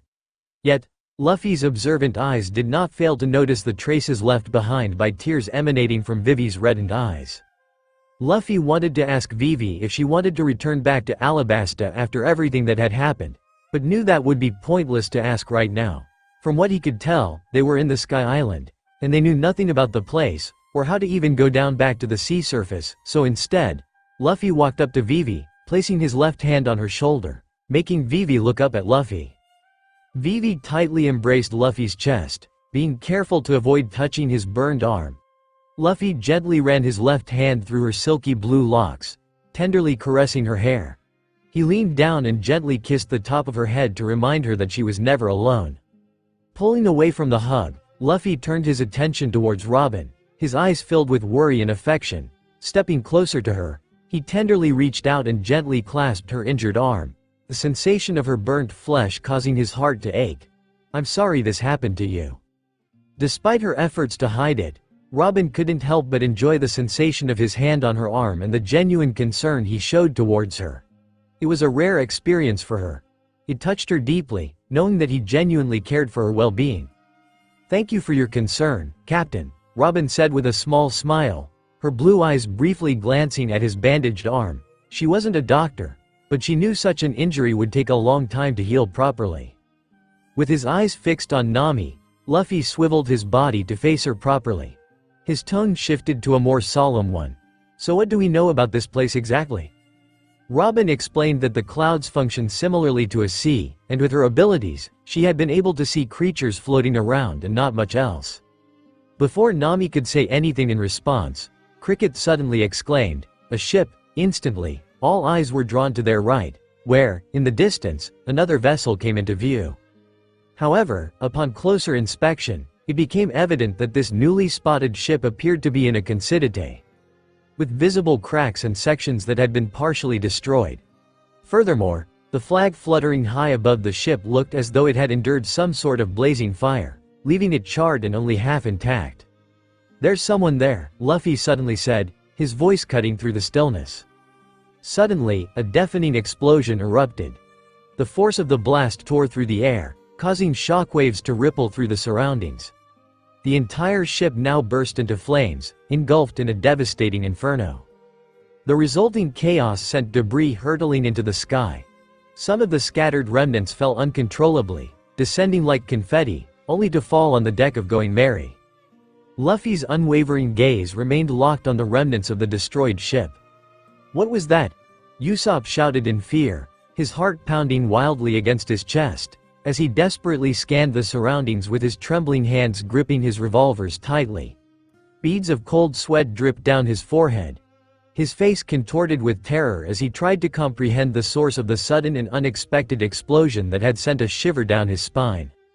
"Someone's approaching us." Everyone's attention snapped upward, and a mysterious figure appeared, effortlessly traversing from one fluffy cloud to another, confidently walking atop the cotton-like formations, until he abruptly ascended with a nimble leap, landing on the ship's main deck. "Eliminate!" the figure shouted with a fierce determination in his eyes, his voice echoing through the air. Without wasting a moment, he propelled himself towards Nami. Meanwhile, Nami was ready to spring out her wings. However, before Nami could unleash her attack, a sudden blow came out of nowhere, impacting the figure's stomach with a resounding thud. The punch's force was staggering, momentarily stunning the figure and causing him to stagger back, gasping for air. Luffy's hands emitted a silver aura as he delivered a devastating punch directly to the figure's stomach. The sheer intensity of the attack compelled the figure to expel saliva mixed with blood. Overwhelmed by the excruciating pain, the figure staggered, his knees buckling under his weakened state. He collapsed to his knees, his strength completely drained. The figure crumpled onto the wooden floor. "It seems you were right, Masira," Cricket commented with a hint of surprise in his voice, his keen eyes immediately fixating on the strange mask the attacker was wearing. However, before any of them could ask any question, Luffy's unmistakable voice rang out with a sense of urgency. "There's someone else here," Luffy stated, as he craned his neck to look up at a figure standing atop the crow's nest of the ship. The new guy. Standing at an average height. His long white hair cascades down to his shoulders, blending seamlessly with the well-groomed mustache and beard that frame his weathered face. Donning a striking metal armor. The armor gleams under the sunlight. Beneath the protective plates, he wears a dark red shirt. For leg protection, he opts for sturdy brown pants. He wears a long dark blue cloak that billows softly in the wind as he moves. "Who are you?" "I'm the Knight of the Sky. Who are you?" "I'm the Knight of the Sky," the old man answered with a surprised look. He hadn't expected the newcomers to be able to take down a Shandai and the leader on top of that. The old man saw the look everyone was giving him. All of them were obviously wary of him, especially the one with the straw hat. He looked ready to attack at any moment, and the knight's eyes briefly went to his injured arm, completely bandaged. "I'm not here to fight. I wanted to help you fight the Shandai, but it seems you already have this covered," the old man said with a friendly smile, his hands up in the air to show that he wasn't here to harm anyone. "Shandai, what does that mean?" Usopp questioned while rubbing the top of his head with the tip of one of his revolvers. "We call them that. He and his people are enemies of the god," the old knight said. His choice of words caused a sense of unease in the air, except for Luffy, who quickly stepped forward, almost like a shield to his crew. "God? What god you're talking about?" Luffy questioned with narrowed eyes as Chopper started checking on the unconscious man who attacked them. He removed the helmet, revealing the face underneath. Zoro arched an eyebrow. He had expected another old man, but this one was middle-aged. "Wait, this dude has wings," Usopp exclaimed, pointing at the wings on the man's back. Usopp leaned closer and tried to see if they were fake, but he saw that wings were indeed part of his body and not fake in any way. "Huh, well, this is new," Robin commented with a look of amusement on her face. She had seen many things, but a man with wings was something new even for her. "Are you Blue Sea people?" the Sky Knight questions as he walks up the stairs. "Blue Sea people? What's that?" "Oh, yeah. Who are you?" Nami asks him with a puzzled look, while Luffy orders for the attacker to be tied up and for someone to watch over him until he wakes up. "I am the Sky Knight," he repeats with a bow of his head. "Blue Sea people is the term for those who live beneath the clouds." He explained the three monkey brothers were listening to his every word. "The Sky Knight." Chopper marvels with stars in his eyes. "In other words, did you come up here from the Blue Seas?" the old man asks, looking at the pirate crew. "Yeah, we did," Luffy answered, still keeping his guard up around the old man. Luffy had noticed how the old man had dodged the question about this god. "Then that explains it. This is the White Sea, 7,000 meters in the air. The White Sea even further above reaches 10,000 meters high. Ordinary Blue Sea people can't possibly endure it here," the Sky Knight explains, but he could see many of them had already gotten used to it, except Usopp and Chopper, who still found it a little difficult to breathe. "Well, me and my crew were already used to it," Luffy said casually, with Zoro nodding along. No, that is not possible," the Sky Knight declared with a shocked look, but he could see they weren't lying to him.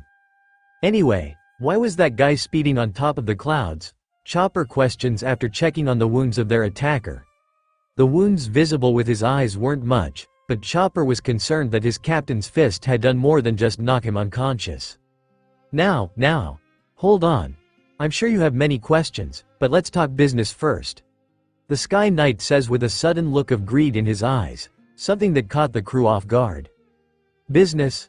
Nami questions right away as she steps forward, looking at the old man suspiciously.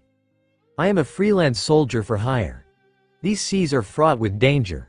If you don't know how to fight in the sky, gorillas like that one will come after you and turn you into food for the skyfish.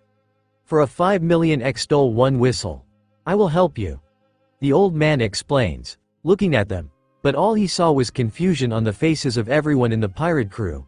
Luffy cocked an eyebrow in confusion. "What are you talking about, old man?" Luffy questioned as he walked beside Nami. He knew he wasn't the best at handling money, but he couldn't recognize the value the old man was talking about. "What? That is quite cheap. I won't lower it a single extol more," the Sky Knight exclaims. I need to earn a living, too, you know. What in the world is extol? And what's this, whistle, or whatever? Sanji questions with a groan, letting out a puff of smoke from his mouth. You came here via the summit of High West, did you not? Then you must have passed an island or two. The knight asks them, looking mainly at Luffy since the old man could tell that Luffy was perhaps the leader of this pirate crew. Wait, so there are more sky islands out there? Luffy questioned, sounding a little intrigued. Don't tell me you came here via the Sky Knight stops in shock, his mouth hanging open in shock. We rode the knock-up stream, Robin answers right away. My word, that monstrous current. So there still are people gutsy enough for that, he remarks with a tilt of his head. So there were other routes out there, Luffy, we could have chosen other routes, Nami points out with a small pout. If we had chosen another route, we would be dead right now. Luffy quickly reminded her with a grave look, his eyes looking at her with barely any emotions. Nami quickly looked at Luffy apologetically, but Luffy simply looked away from her, his attention focused on the old man. Did you lose any of your crew? The Sky Knight asked right away, noticing the sudden tension in the air, and he figured it had something to do with the wounds some from the crew had. No, we're all here, Luffy answers dismissively. That wouldn't have been the case with any other route. 100 people head into the sky, a few arrive, and someone survives. That is the gamble, the knight warns them. But with the knock-up stream, everyone dies, or everyone arrives. That's it. Not many can make that all-or-nothing bet, especially these days. I now see that you are capable navigators with courage and skill. The old man said with a genuine impression on his words. As he threw the whistle at Luffy's hand, he simply handed it to Chopper. One blow of this one whistle. The Sky Knight started explaining. And I shall come to your aid. Normally, I would charge you 5 million extol, but I will give you the one whistle as a present, he finished, looking mainly at Luffy. You might need it more than me, Luffy said, with Chopper nodding in understanding. He quickly put the whistle in a small pocket.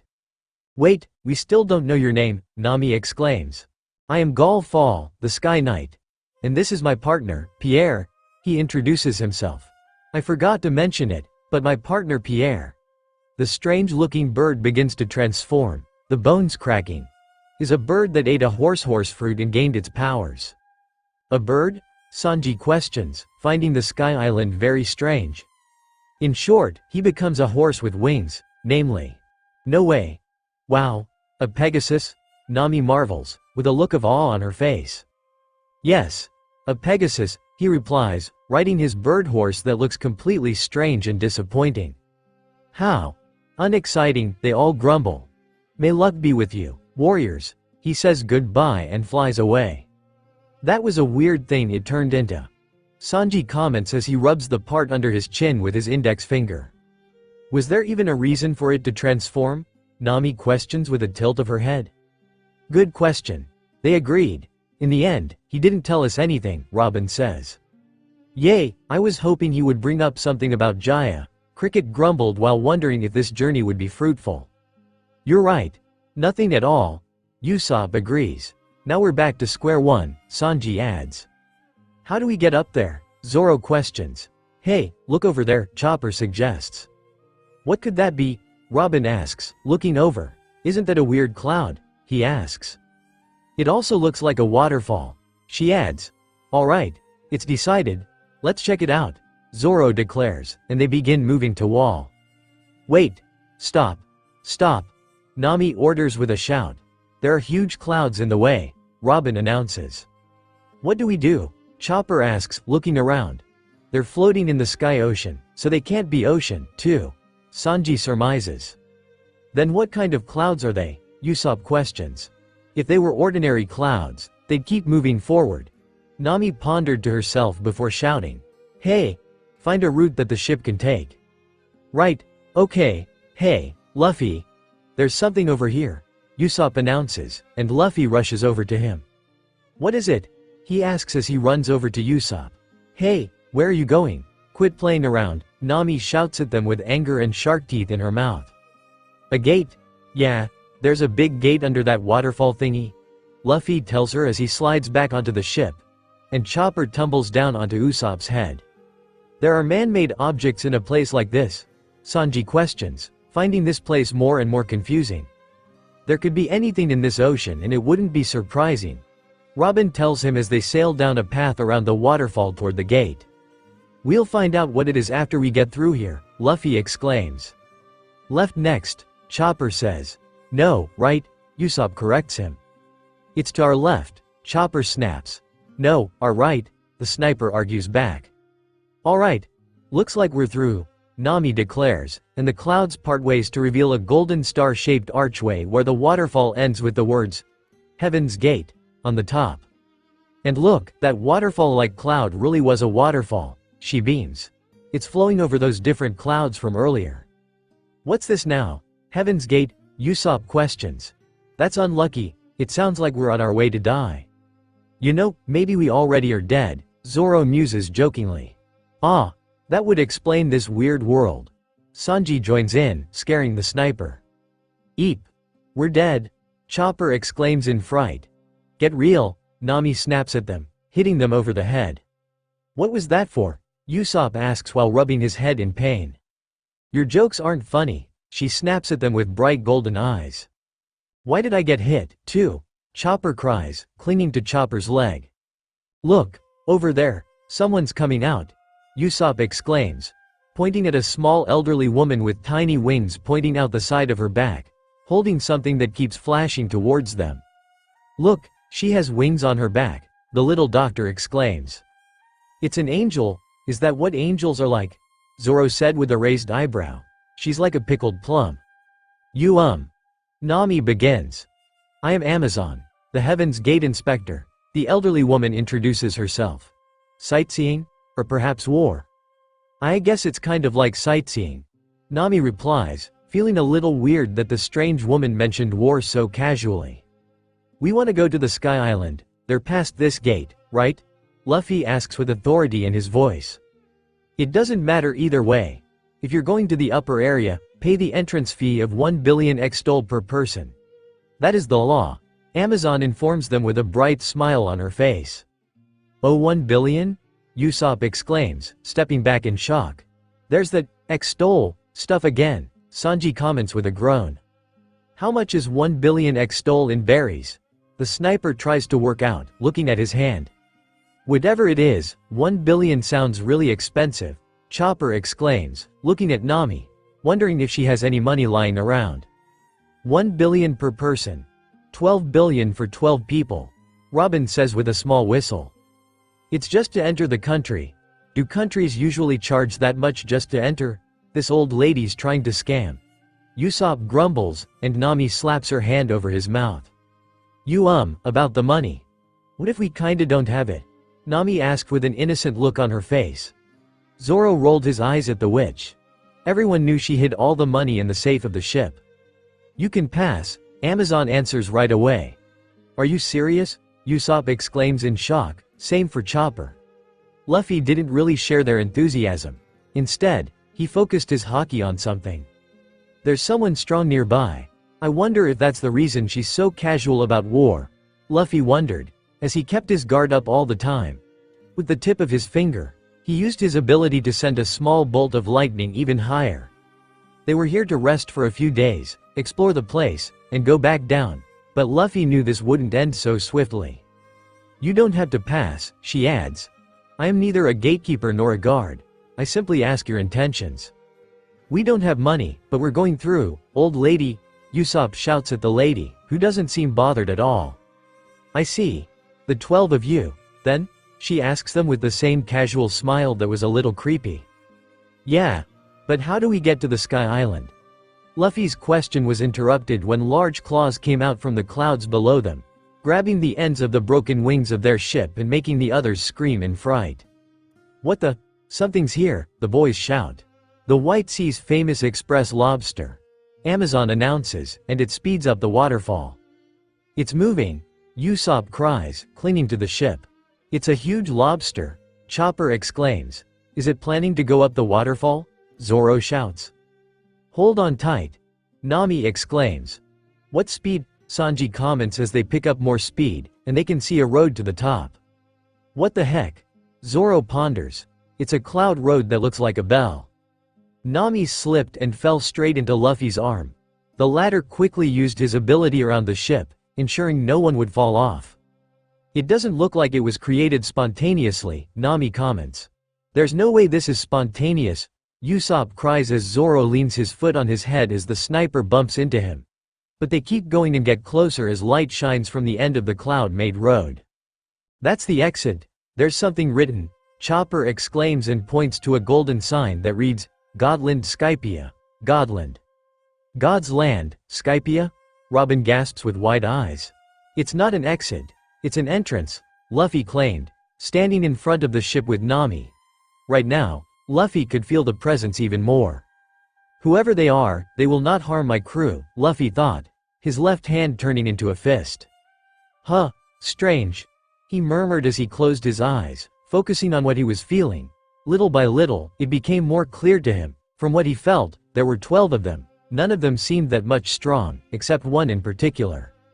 Interesting. What is it, our god?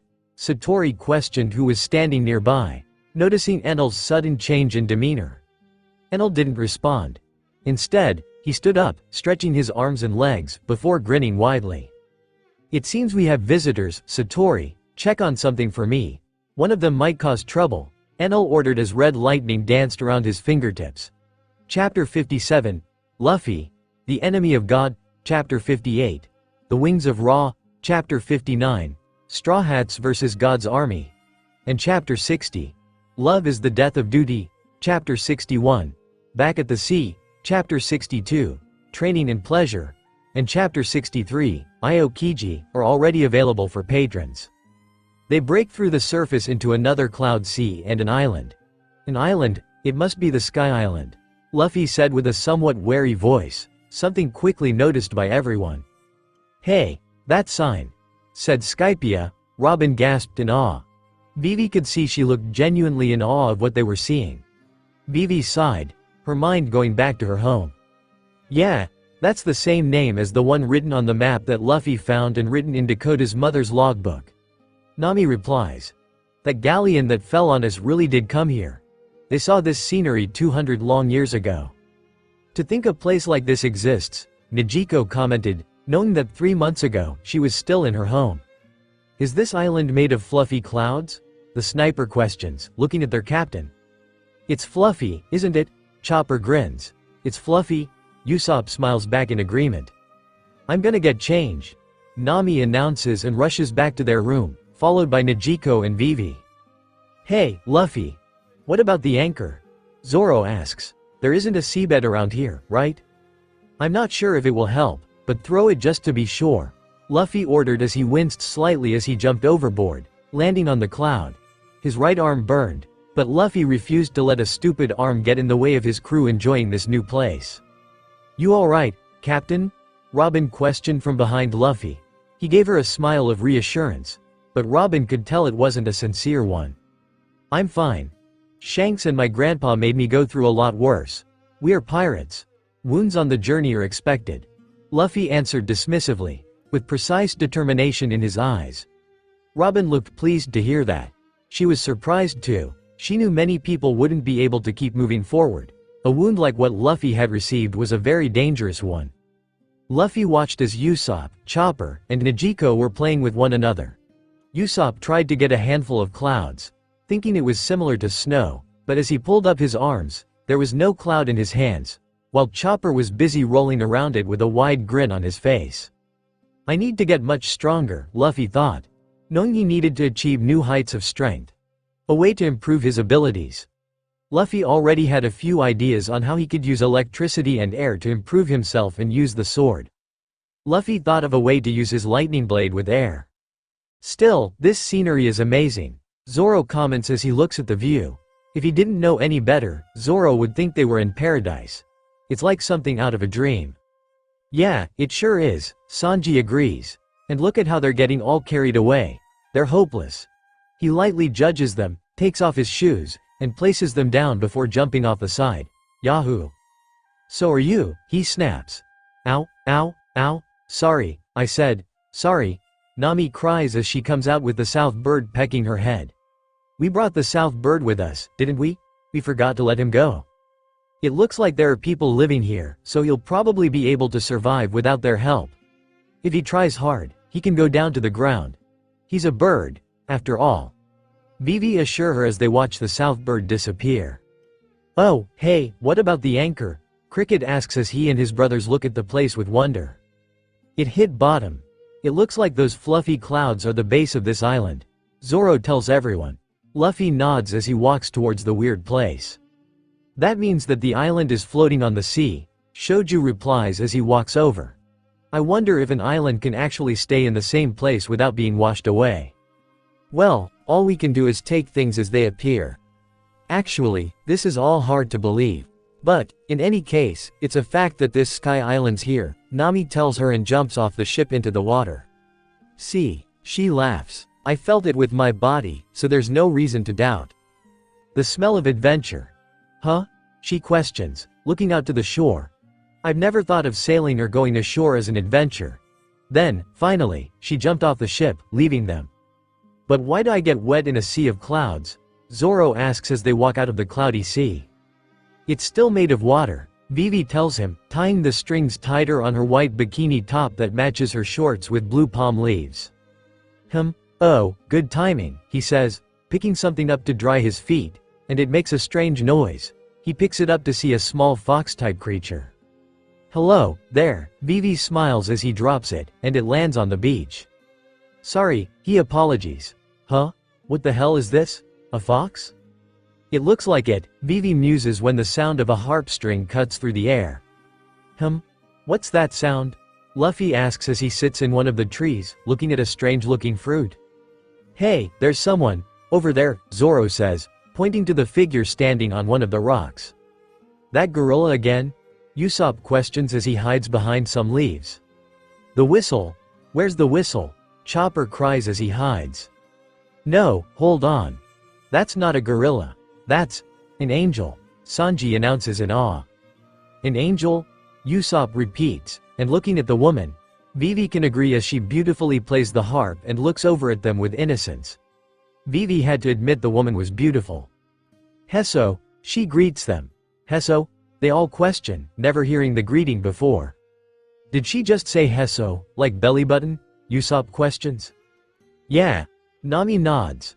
What did she mean by Hesso? Chopper asks. I think it's their hello, Vivi answered. Sue, come here, the angel calls to the fox, who responds and walks towards them as the creature meets her. Did you come from the blue sea?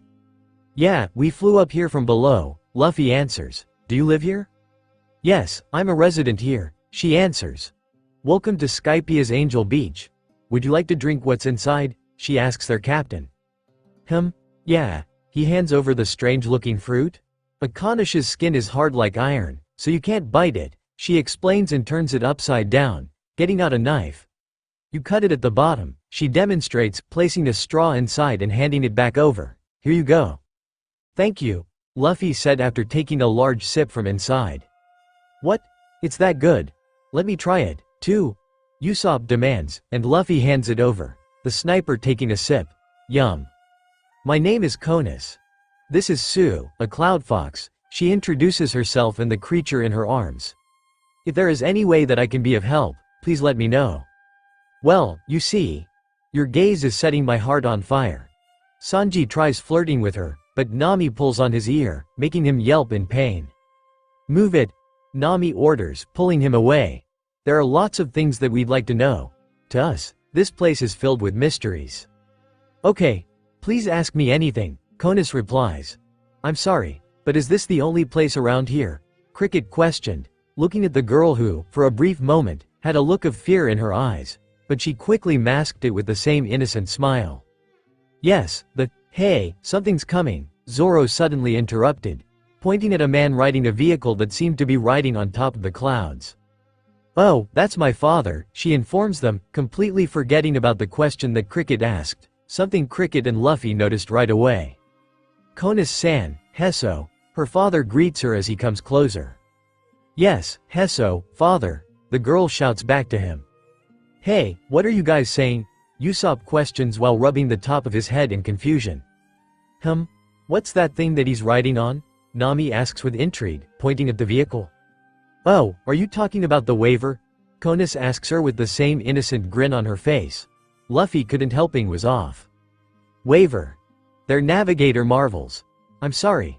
I'm coming to a stop, the man announces and seems to lose control and skids onto the beach, hitting one of the trees and flying off the waiver. Is everyone alright? He asks, getting up. You're the one who crashed. Zoro snaps at him. Hey, Chopper. Didn't you bring back something like that from the seabed before? Nami asks, looking at the doctor over her shoulder. Yeah, I did, didn't I? Chopper replies as he takes sips from his drink. That's the boat I read about in Nolan's diary. That boat that can be propelled without wind. She marvels, looking at it. Are they your friends, Conus-san? He asks his daughter. Yes. We've just become acquainted, Conus replies. They said they came from the Blue Sea. I see. Then, there must be many things that you're puzzled about. I'm sorry, this place is the White Sea, her father explained with a smile. Oh, no need to apologize. Usopp assures him. Excuse me for not introducing myself sooner, but my name is Pagaya. I'm sorry, he introduces himself. Oh, no. Nice to meet you, he repeats. Father, were you able to catch some fish? Conus asks him. Yes, I had a large catch, Pagaya replies, and Nami walks to inspect the small boat. Oh, yes, why don't you come to our house? I'll prepare dishes for you using the sky harvest. Are you sure? Luffy questions, having a feeling that someone is approaching them. The person is still far away but is getting closer. Sky Island cuisine? Sanji questions, intrigued. Let me help you. Before we go, can I ask you a question? Nami asks, looking at the waiver. This boat doesn't have a sail, and you weren't paddling, either. How did you propel it on the sea? Oh, you mean you're not familiar with dials? Conus asks. His words cause the entire crew to raise an eyebrow, not knowing what he is talking about. Dials? Chopper asks and jumps aboard, hitting one of the pedals and zooming into the water. What is this shaking? I can't stop it, he shouts and flies into the air. Heavens! I'm sorry. I let him use the waiver, Pagaya apologies again. Speaking of which, I wonder how this SWA treats those with powers, Sanji muses. Oh, yeah. This isn't an ordinary sea, Zoro hums in agreement. So he just may float. They watched as Luffy used his devil fruit to quickly bring back Usopp back to them. I'm sorry for letting a beginner use that boat, Pagaya apologizes again. The body of the waiver is made so light that its rudder can be taken over even by small waves. Unless you know very well about the sea, you can't handle it that easily, I'm sorry. I've finally become able to ride it recently, Conus says, and Vivi can't help but watch Nami expertly ride the boat. It's that hard? Chopper asks in wonder, watching Nami ride it as if she had used the thing her whole life. Well, if you train, in 10 years or so, you'll be able to ride it, Pagaya explains. That's a lot of training, the little doctor exclaims. Hey, she's riding it, Usopp shouts as he spots Nami finally on the water. This is so cool, Nami shouts from the water. That's amazing, Nami. Luffy shouts with a smile, watching his girlfriend ride around. Whoa, this is incredible. I can't believe it, Pagaya exclaims in disbelief. Hey, Nami, we're going to the old guy's house now, Luffy said, pointing at the old man. You guys go on ahead. Nami shouts back at them. Mister, can I stay out here a little longer and have fun? She asked. But everyone knew she was going to keep using it whenever he wanted or not. That's fine, be careful, Pagaya says, and they head off the beach toward their house. Pagaya's house? Hey, is that a construction site? Usopp asks as he leans over the side of the stairs leading away from Angel Beach. Oh, that's a cloud quarrying site, Pagaya informs him as they look over to see other people working on wooden platforms with a conveyor belt that brings up big cubes of clouds. It's a site where they quarry out clouds to be manufactured.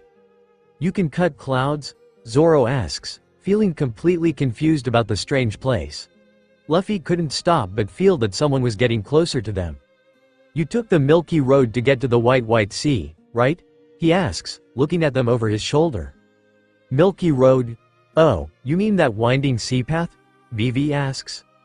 That's a man-made canal, Pagaya explains. It's made out of the island clouds that are quarried out here. There's two kinds of natural clouds. The ones your ship traveled on are called sea clouds, and the ones floating there that you can walk on are called island clouds. Either way, they're not ordinary clouds, Zoro remarks as they walk, and the boys bounce around beside them, except Luffy, who seems busy with something. Right. Their condensation nucleus is different from other clouds. I've heard that a mineral called sea prism stone exists in the blue sea, he adds. Robin and Vivi look at him. Sea prism stone? Is it something to do with those clouds? Robin asks him. Yes. When the corniest particles called pyrobuon contained in that stone are carried into the sky due to volcanoes and gain moisture, sea clouds and island clouds are formed depending on the density of the moisture, Pagaya explains. There's no way, Sanji snaps at them. Well, in any case, there are 3 kinds of clouds here. Sea clouds and island clouds, which are natural and man-made clouds made out of island clouds, Pagaya further explains, and they make it to his house. Now, this way, please. What a great view, Luffy said, looking out at the beach below. Oh, we can see Nami riding the waver, too. Chopper smiles as you can see a small figure moving on the white sea. Hey, Luffy, what are you doing? Sanji asks him as he notices that Luffy is raising his hand, a small tornado forming on the palm of his hand. Just checking something, Luffy answered, not paying attention to Sanji as he used his left hand to make the small tornado move faster before adding electricity. Bolts of tiny red lightning bursting from the tornado, touching Luffy's left arm. I see, Luffy murmured before closing his hand. The moment he did, a strange sensation was on his left arm, but he couldn't but feel better. Luffy tried to do it a few more times until he was certain of what he was feeling and what it caused to happen to his left hand. Hey, old guy. Where's the kitchen? Sanji questions, ignoring whatever his captain is doing with his hand. Yes, this way, Pagaya leads him into the house. Later the rest of them sit around their living room as Sanji and Pagaya are in the kitchen when they hear a smash of glass. Hey, don't keep stuff like this around. I completely swallowed it, Sanji shouts. It sounds cheery over there, Luffy misreads the shouting. Pay attention to when stuff goes bad, the cook scolds their host. He's probably excited about the sky food, since it's new to him, Usopp suggests. Miss, I don't mean to be abrupt, but would you tell us a little about the dials you mentioned earlier? Robin requests. Sure. Well, how should I explain it? Konis questions and walks across the room. Oh, this is a puffy chair. Chopper smiles as he sits on the chairs, and Vivi can't disagree as she sits with Luffy's arm around her shoulder. What? It's a seashell, Luffy states as Konis hands him the object. Yes. Please say something to it, Konis tells him, and he holds it to his mouth. Okay. Usopp is stupid. He says into the shell. Hey, why? Why me? Usopp exclaims. Now, please press the apex of that shell, she giggles, and Luffy does without much thought. Usopp is stupid. The shell echoes Luffy and Usopp's voices. Hey, why? Why me? Oh, it can store the sound it hears, Cricket exclaimed. Now, please press the apex of that shell, the shell repeats Konis's instructions. So that seashell is a dial? Vivi asks her. Yes. This is called a tone dial, Konis confirms. It's a white sea seashell that records and replays S here is bottomless, right? Zoro asks her. Where do they live? They live in the reefs of the shallows, she answers. But I can't believe that this thing can move that water, Robin argues, and Konis walks over to another shell. You're right. This is the kind that powers the waivers. This is a small one, the blonde explains and walks over with the seashell. But it's fundamentally the same as the tone dials. She presses down, and a slight breath of wind comes out. So, wind comes out of this one, Usopp exclaims. Let me try it. Luffy holds his hands out for the seashell, and she hands it over. This is called a breath dial. It lets you store and blow wind as you desire. Konis explains behind her. Luffy uses his devil fruit, and a more enormous gush of wind blows his hat off his head. The capacity varies depending on the size of the shell, but by attaching this to the stern you can move a light boat. Hearing those words, Usopp had a look of awe on his face. He couldn't help but already think of thousands of ways to use those shells. That's the waiver, Robin concludes. I see. So, it moved by blowing wind, Usopp confirms. I want to ride a waiver. Usopp suddenly grumbles. You already have and sank, Vivi tells him, and he turns around, pouting at her. There are various kinds, like a skating type and a board type, although riding the waiver is as much as I can handle, Konis explains, and Vivi thinks back to the gorilla that attacked them once they arrived here, remembering him having something that made it easier to skate around on the clouds. Too bad we have one but we can't use it. You have a waiver? She asks, turning to look at Usopp.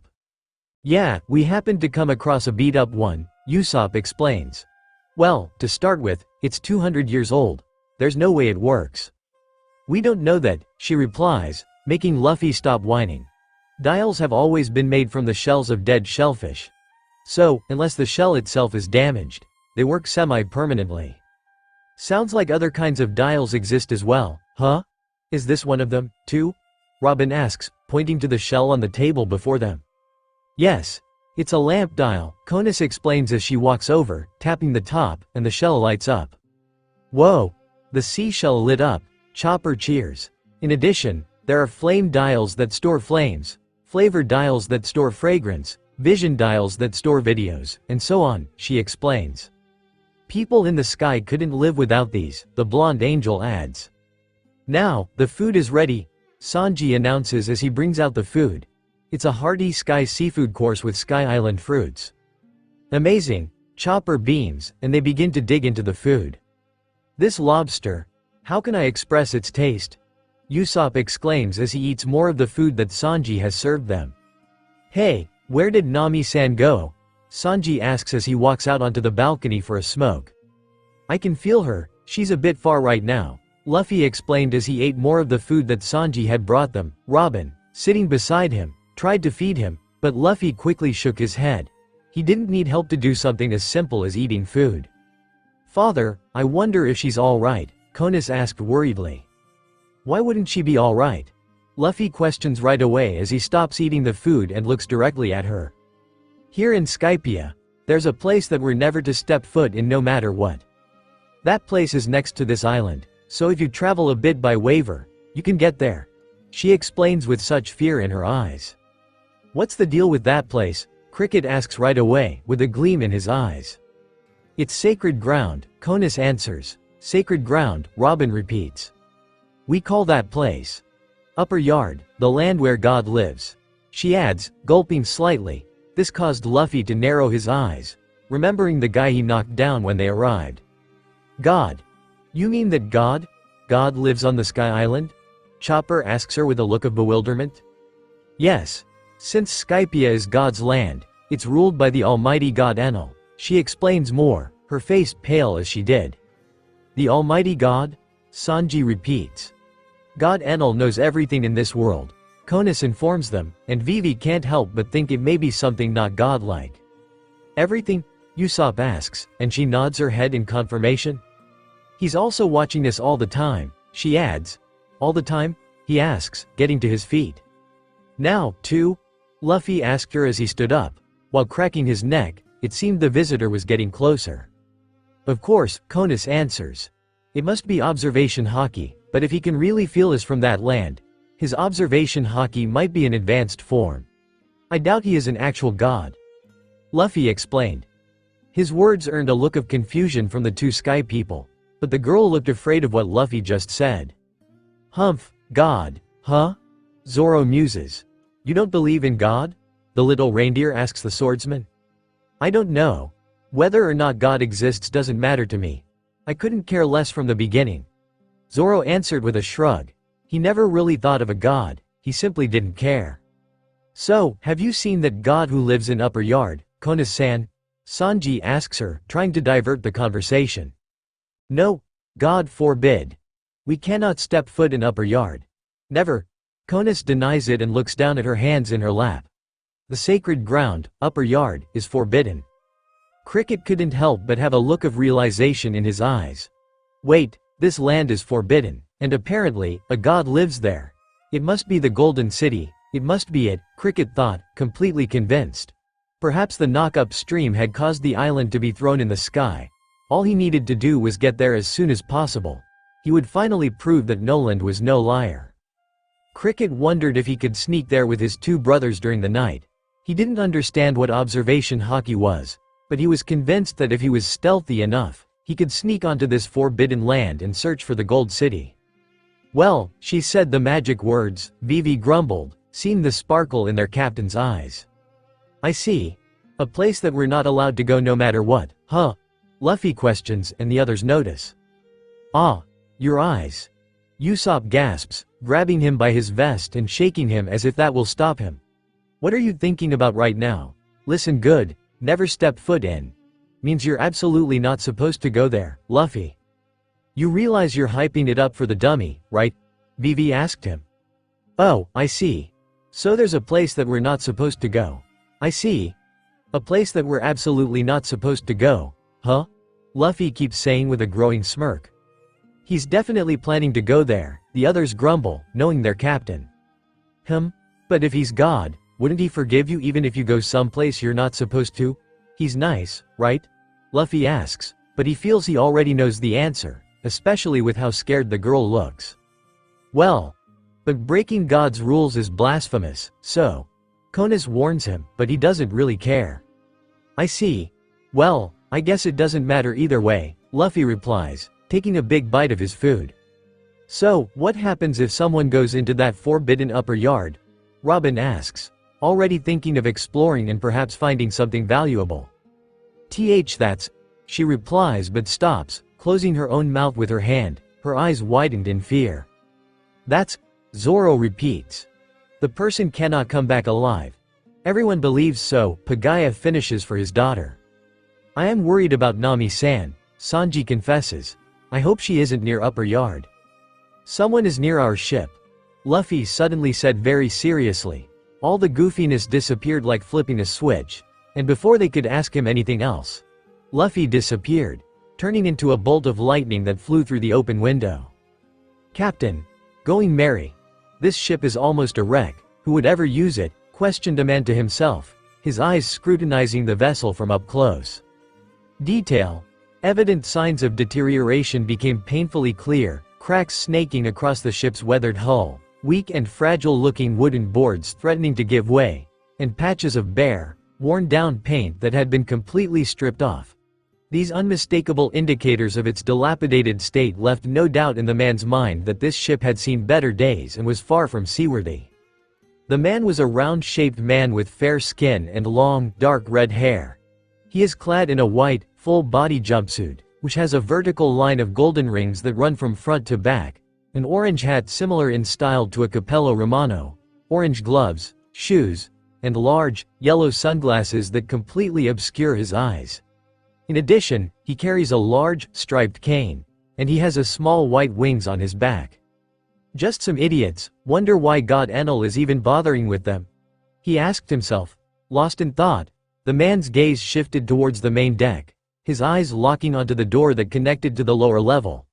However, before he could make any movement towards it, a powerful force descended upon him, causing the wooden surface of the main deck to audibly strain under the impact. Get away from my ship, a stern voice spoke commandingly behind him, causing the man to pivot on his heels swiftly. To his surprise, he was met with the sight of a young boy donning a straw hat atop his head. Yet, as the man locked eyes with the boy, he couldn't help but feel a shiver crawl down his spine. Within the depths of those seemingly lifeless eyes, an intense and piercing gaze fixated upon him. His right arm, though, was full of bandages, so the man figured the kid wasn't that dangerous. The man quickly raised his hands in surrender in the air, a broad grin on his face. Now, there's no need for hostility between us. We all are friends here. How about you come with me to see our god Enel? He's a very kind god, he suggested with a wide grin on his face. Luffy looked at him unimpressed. And what if I don't? As Luffy raised the question, an air of defiance emanated from him, accentuated by the crackling lightning encircling his left hand. Observing the scene unfold, the man marveled as a peculiar transformation occurred before his eyes. The manifestation of the lightning's power manifested into a menacing sword, now in Luffy's grasp. What was initially a seemingly intangible weapon had taken on a tangible form, making it easily wieldable by anyone courageous enough. God Enel is merciful, but he doesn't take kindly to brats. If you don't come, His voice trailed off, leaving a sense of impending consequences hanging in the air. In a display of his immense power, he placed his hand on the sturdy wooden railing. His grip tightened, and with an unexpected surge of force, the wood creaked and splintered, unable to withstand the might contained within his grasp. Luffy, already bearing a menacing glare, found his intensity magnified by the man's action towards his ship. "What's your name?" Luffy questioned slowly, as the rest of his crew, including the two sky people, were running towards them, led by Zoro. "Satori." "Why? So I know what name to carve in your tombstone," Luffy answered grimly, his voice laced with a deep sense of seriousness and determination, as he tightly grasped the pommel of his sword, his knuckles turning white with the intensity of his grip. "You bastard," Satori spat, his voice dripping with venom, "you are really cocky for a—" But before he could finish his sentence, Luffy swiftly swung his mighty sword through the air with unparalleled precision. The deafening sound reverberated across the air as the blade connected with Satori's flesh, splitting it open with a sickening slash. A gory spectacle ensued as a crimson spray of blood erupted, painting the air in gruesome hues. Satori's body crumpled to the ground, lifeless, while his head spiraled through the air before making a gruesome landing nearby. In its wake followed a macabre trail of blood. "What's your name?" Luffy questioned slowly, as the rest of his crew, including the two sky people, were running towards them, led by Zoro. "Satori." "Why? So I know what name to carve in your tombstone," Luffy answered grimly, his voice laced with a deep sense of seriousness and determination, as he tightly grasped the pommel of his sword, his knuckles turning white with the intensity of his grip. "You bastard," Satori spat, his voice dripping with venom, "you are really cocky for a—" But before he could finish his sentence, Luffy swiftly swung his mighty sword through the air with unparalleled precision. The deafening sound reverberated across the air as the blade connected with Satori's flesh, splitting it open with a sickening slash. A gory spectacle ensued as a crimson spray of blood erupted, painting the air in gruesome hues. Satori's body crumpled to the ground, lifeless, while his head spiraled through the air before making a gruesome landing nearby. In its wake followed a macabre trail of blood. The crew's eyes widened at what Luffy had just done. Even the three monkey brothers were quite shocked that Luffy had just killed the man without much provocation. Sure, he damaged the ship a little, but was that enough for Luffy to respond by killing the man right away without much thought? Pagaya and Konis gasped in shock. They still couldn't believe that Luffy just killed one of Enel's servants. They knew God Enel would never forgive this, and from what they knew, he probably already knew what Luffy had just done to one of his servants. "What have you done?" Konis shouted in fear, covering her mouth at the sight of the man just falling on the ground without a head, his head rolling before falling off the beach into the clouds below. Luffy ignored her as his blade turned into lightning before disappearing as if it was never there. Luffy turned to face his crew. He could tell many were shocked, but Zoro, Sanji, Robin, and Negico didn't seem concerned about what Luffy did. Before Luffy could answer, he was interrupted by a sudden and menacing chorus of thunderbolts crackling fiercely above him. The deafening sound reverberated through the atmosphere, making it seem as if the very heavens were enraged.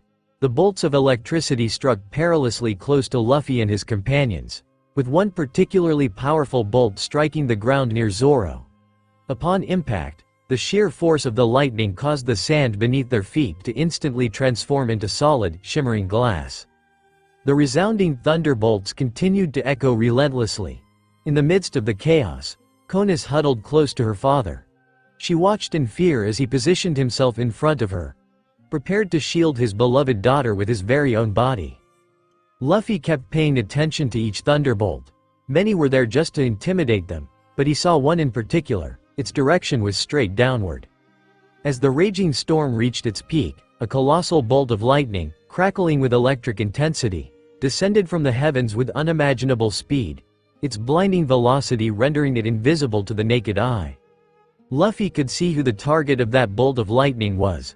With lightning poised to strike, Luffy swiftly materialized above the individual, positioning himself as the thunderous force collided squarely with his indomitable chest, illuminating the surroundings as if a radiant second sun had abruptly materialized. Bolts of ethereal white and crimson lightning pirouetted and marveled around Luffy's body. Luffy felt the lightning move around his body, trying to reach his heart to kill him, but he quickly got control over it. He smirked in triumph as the lightning spread in his entire body, but it no longer was harmful. He realized this god, Enel controlled lightning, but he didn't know that Luffy controlled the storm itself. Luffy extended his left hand upward, aiming it right back at where Enel was at this moment. "You can have this back," Luffy said, his tone dripping with coldness. Simultaneously, his body transformed into a mesmerizing red lightning form, crackling with immense power. As the lightning surged through his left arm, a radiant glow spread across the entirety of the Sky Island, casting an ethereal light that bathed the surroundings. The instant the lightning departed from Luffy, it shot forth like a shooting star, vanishing into the distant horizon. Suddenly, a deafening boom thundered throughout the area, its echoing resonance stretching for miles. Within moments, a formidable gust of wind swept over their senses. The crew was still in shock at what they had just witnessed. None of them had been able to see the attack coming, not even Usopp, who had the second best observation haki behind his captain. But no one was more surprised than Robin, whose legs were still shaking. She had felt every hair in her body suddenly stand up. Her entire body had frozen in an instant. She had seen flashes of her life. She had been sure this would be the end, only for Luffy to protect her with his life. Luffy landed on the beach before quickly looking at Robin with concern, who was still shocked after what just transpired, her face pale and her body still shaking. "Are you alright, Robin?" Luffy's voice, filled with a combination of warmth and determination, seemed to effortlessly break through the noise of Robin's troubled thoughts. A profound sense of gratitude washed over her as she shifted her attention towards him. Her eyes, moistened by unshed tears of relief, reflected the depth of emotions that words simply couldn't express. A genuine smile of thanks graced Robin's face for the second time since their meeting, illuminating her normally reserved demeanor. Luffy instinctively took a step closer. With a gentle yet purposeful movement, he wrapped his arm around her in a tight embrace. The embrace acted as a powerful shield, making her feel safe and secure, which she had longed for. As Luffy's reassuring presence enveloped her, Robin instinctively leaned into him, finding solace in his warmth and genuine care. "You are safe with me, Robin. I will never allow anyone ever again to harm any of you," Luffy promised with a hushed voice against her ears. His words made her blush slightly, but she quickly regained her composure as Luffy pulled away from her before looking at the old man. "I want to see this forbidden place. Do you know how to get there?" Luffy asked, his voice sharp and firm. Pagaya looked at him with concern before letting out a sigh. "I guess trying to change your mind will be pointless. What you just did to God Enel and one of his servants. I know for a fact that you have pissed him off. I doubt he will allow any of you to escape this place before he passes his judgment," the man said, looking at the crew with concern. Zoro simply scoffed, while Usopp seemed to be shaking in fear. "I don't care about his judgment. His servant threatened my crew. He was not sent here to say hello. He was sent here to measure us and force us to meet this god, Enel. And if he wants to meet us so badly, then his wish will be granted." Luffy spoke with an emotionless voice, sending shivers down everyone's spine. Even Zoro gulped slightly. They knew something had changed with Luffy since the fight with Akainu. "Can't we just take the ship?" Nijiko suddenly suggested that while Vivi was busy with her thoughts, she couldn't help but feel a little left out, and her thoughts kept going back to her home. "Your father, the king of Alabasta, delivered a public speech yesterday, and due to your treasonous acts of becoming a pirate and abandoning your country, he has made the difficult decision to remove you from the line of succession." Vivi could feel tears behind her eyes, that she desperately tried to hold back. Despite how hard she tried, her mind again went back to her father and her people. She had no doubt that many in her country saw her as a traitor for leaving them behind to become a pirate. For leaving them right after the country came out of a civil war. The Alabasta was still in shambles. It would take Y to how it was before the Civil War. Vivi wasn't sure anymore. She didn't know anymore if joining the Straw Hats had been the right decision. She enjoyed the sea. She loved the feeling of sailing and being with her friends, being free and doing whatever she wanted. Being with Luffy, the way he smiled at her, the way his hands felt. Vivi wanted and desired all that and more. But now, knowing what the cost was, what her freedom had caused her father, Vivi didn't know anymore, and both Zoro and Nijiko noticed her state of despair. Nijiko looked at Vivi with concern, hoping she would get better soon. She knew what Vivi was going through wasn't something she could fix, wasn't something that could be fixed with a few words. Vivi needed to decide for herself whether or not she was a pirate or a princess.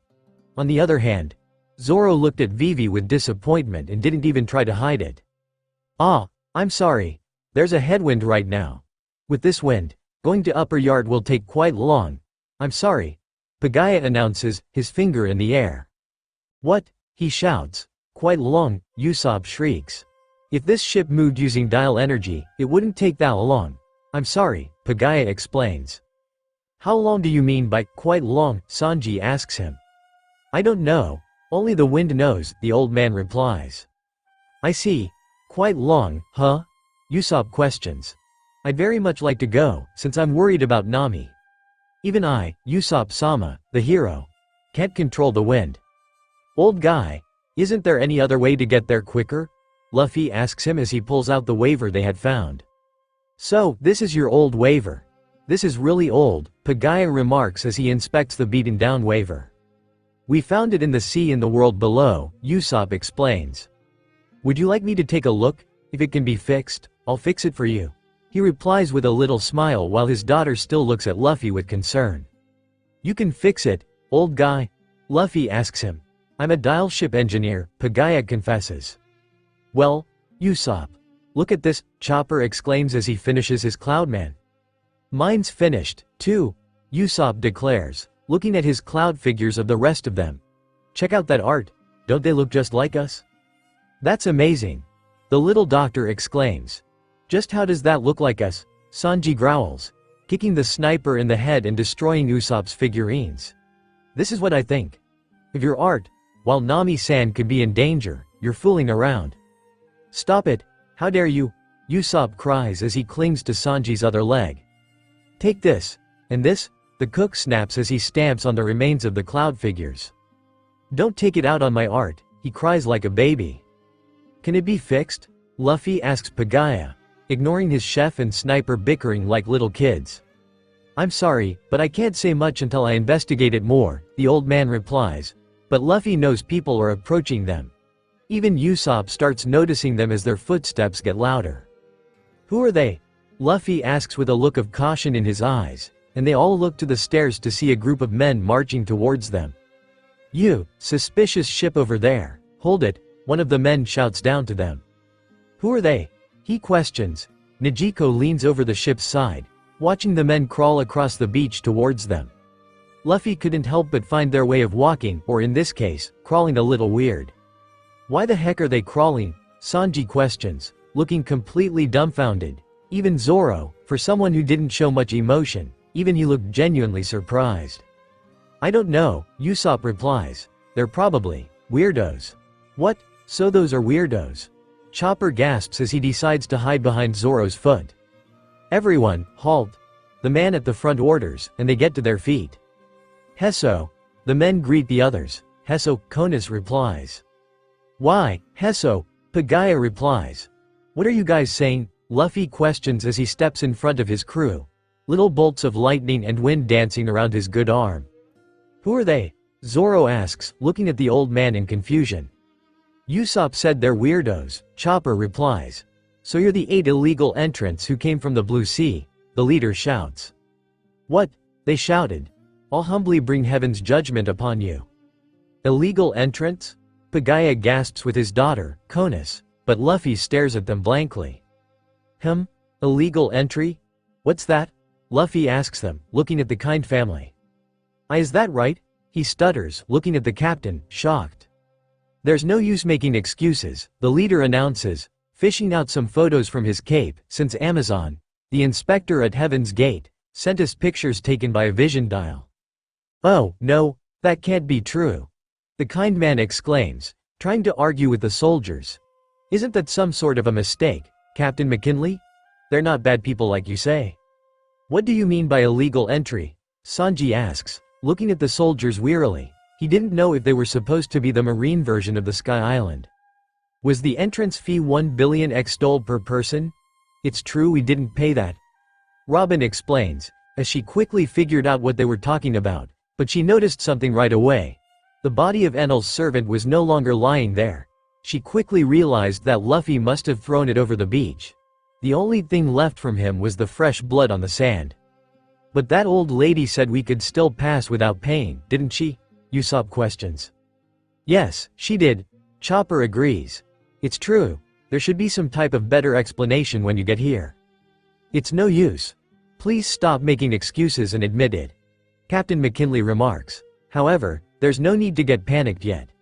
Illegal entry is only an 11th degree crime according to Heaven's judgment.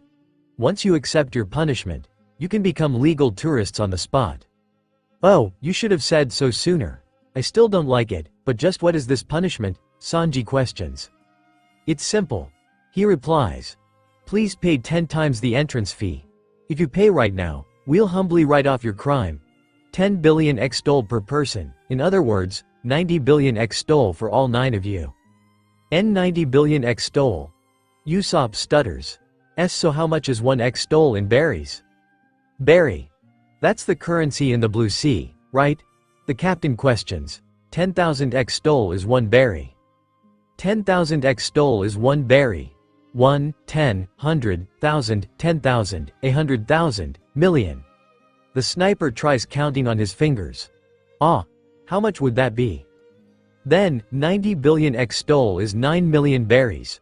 Robin answers with a cute smile on her face, making Sanji drop his cigarette. While Luffy cleared his throat. If that is all, then we will pay, and I suppose that means we are free, right? Luffy spoke firmly.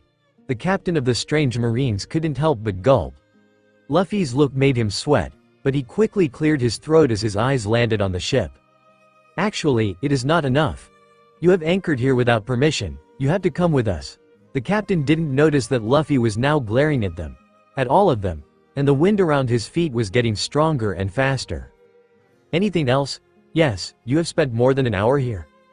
You will pay for that hour, too. The captain added, as a blast of cold suddenly spread through the surrounding atmosphere, enveloping the area in an icy grip. The feeling in the air became akin to the depths of a winter chill. A small but powerful tornado swiftly materialized around Luffy, intensifying the winds to a remarkable speed. Completely caught off guard, the unprepared soldiers found themselves at the mercy of the cyclonic forces generated by Luffy's aura. Helplessly, they were lifted off their feet, tumbling through the air before colliding with the ground below, their bodies crashing with a resounding impact. I overestimated myself, and my crew paid for my recklessness. Never again.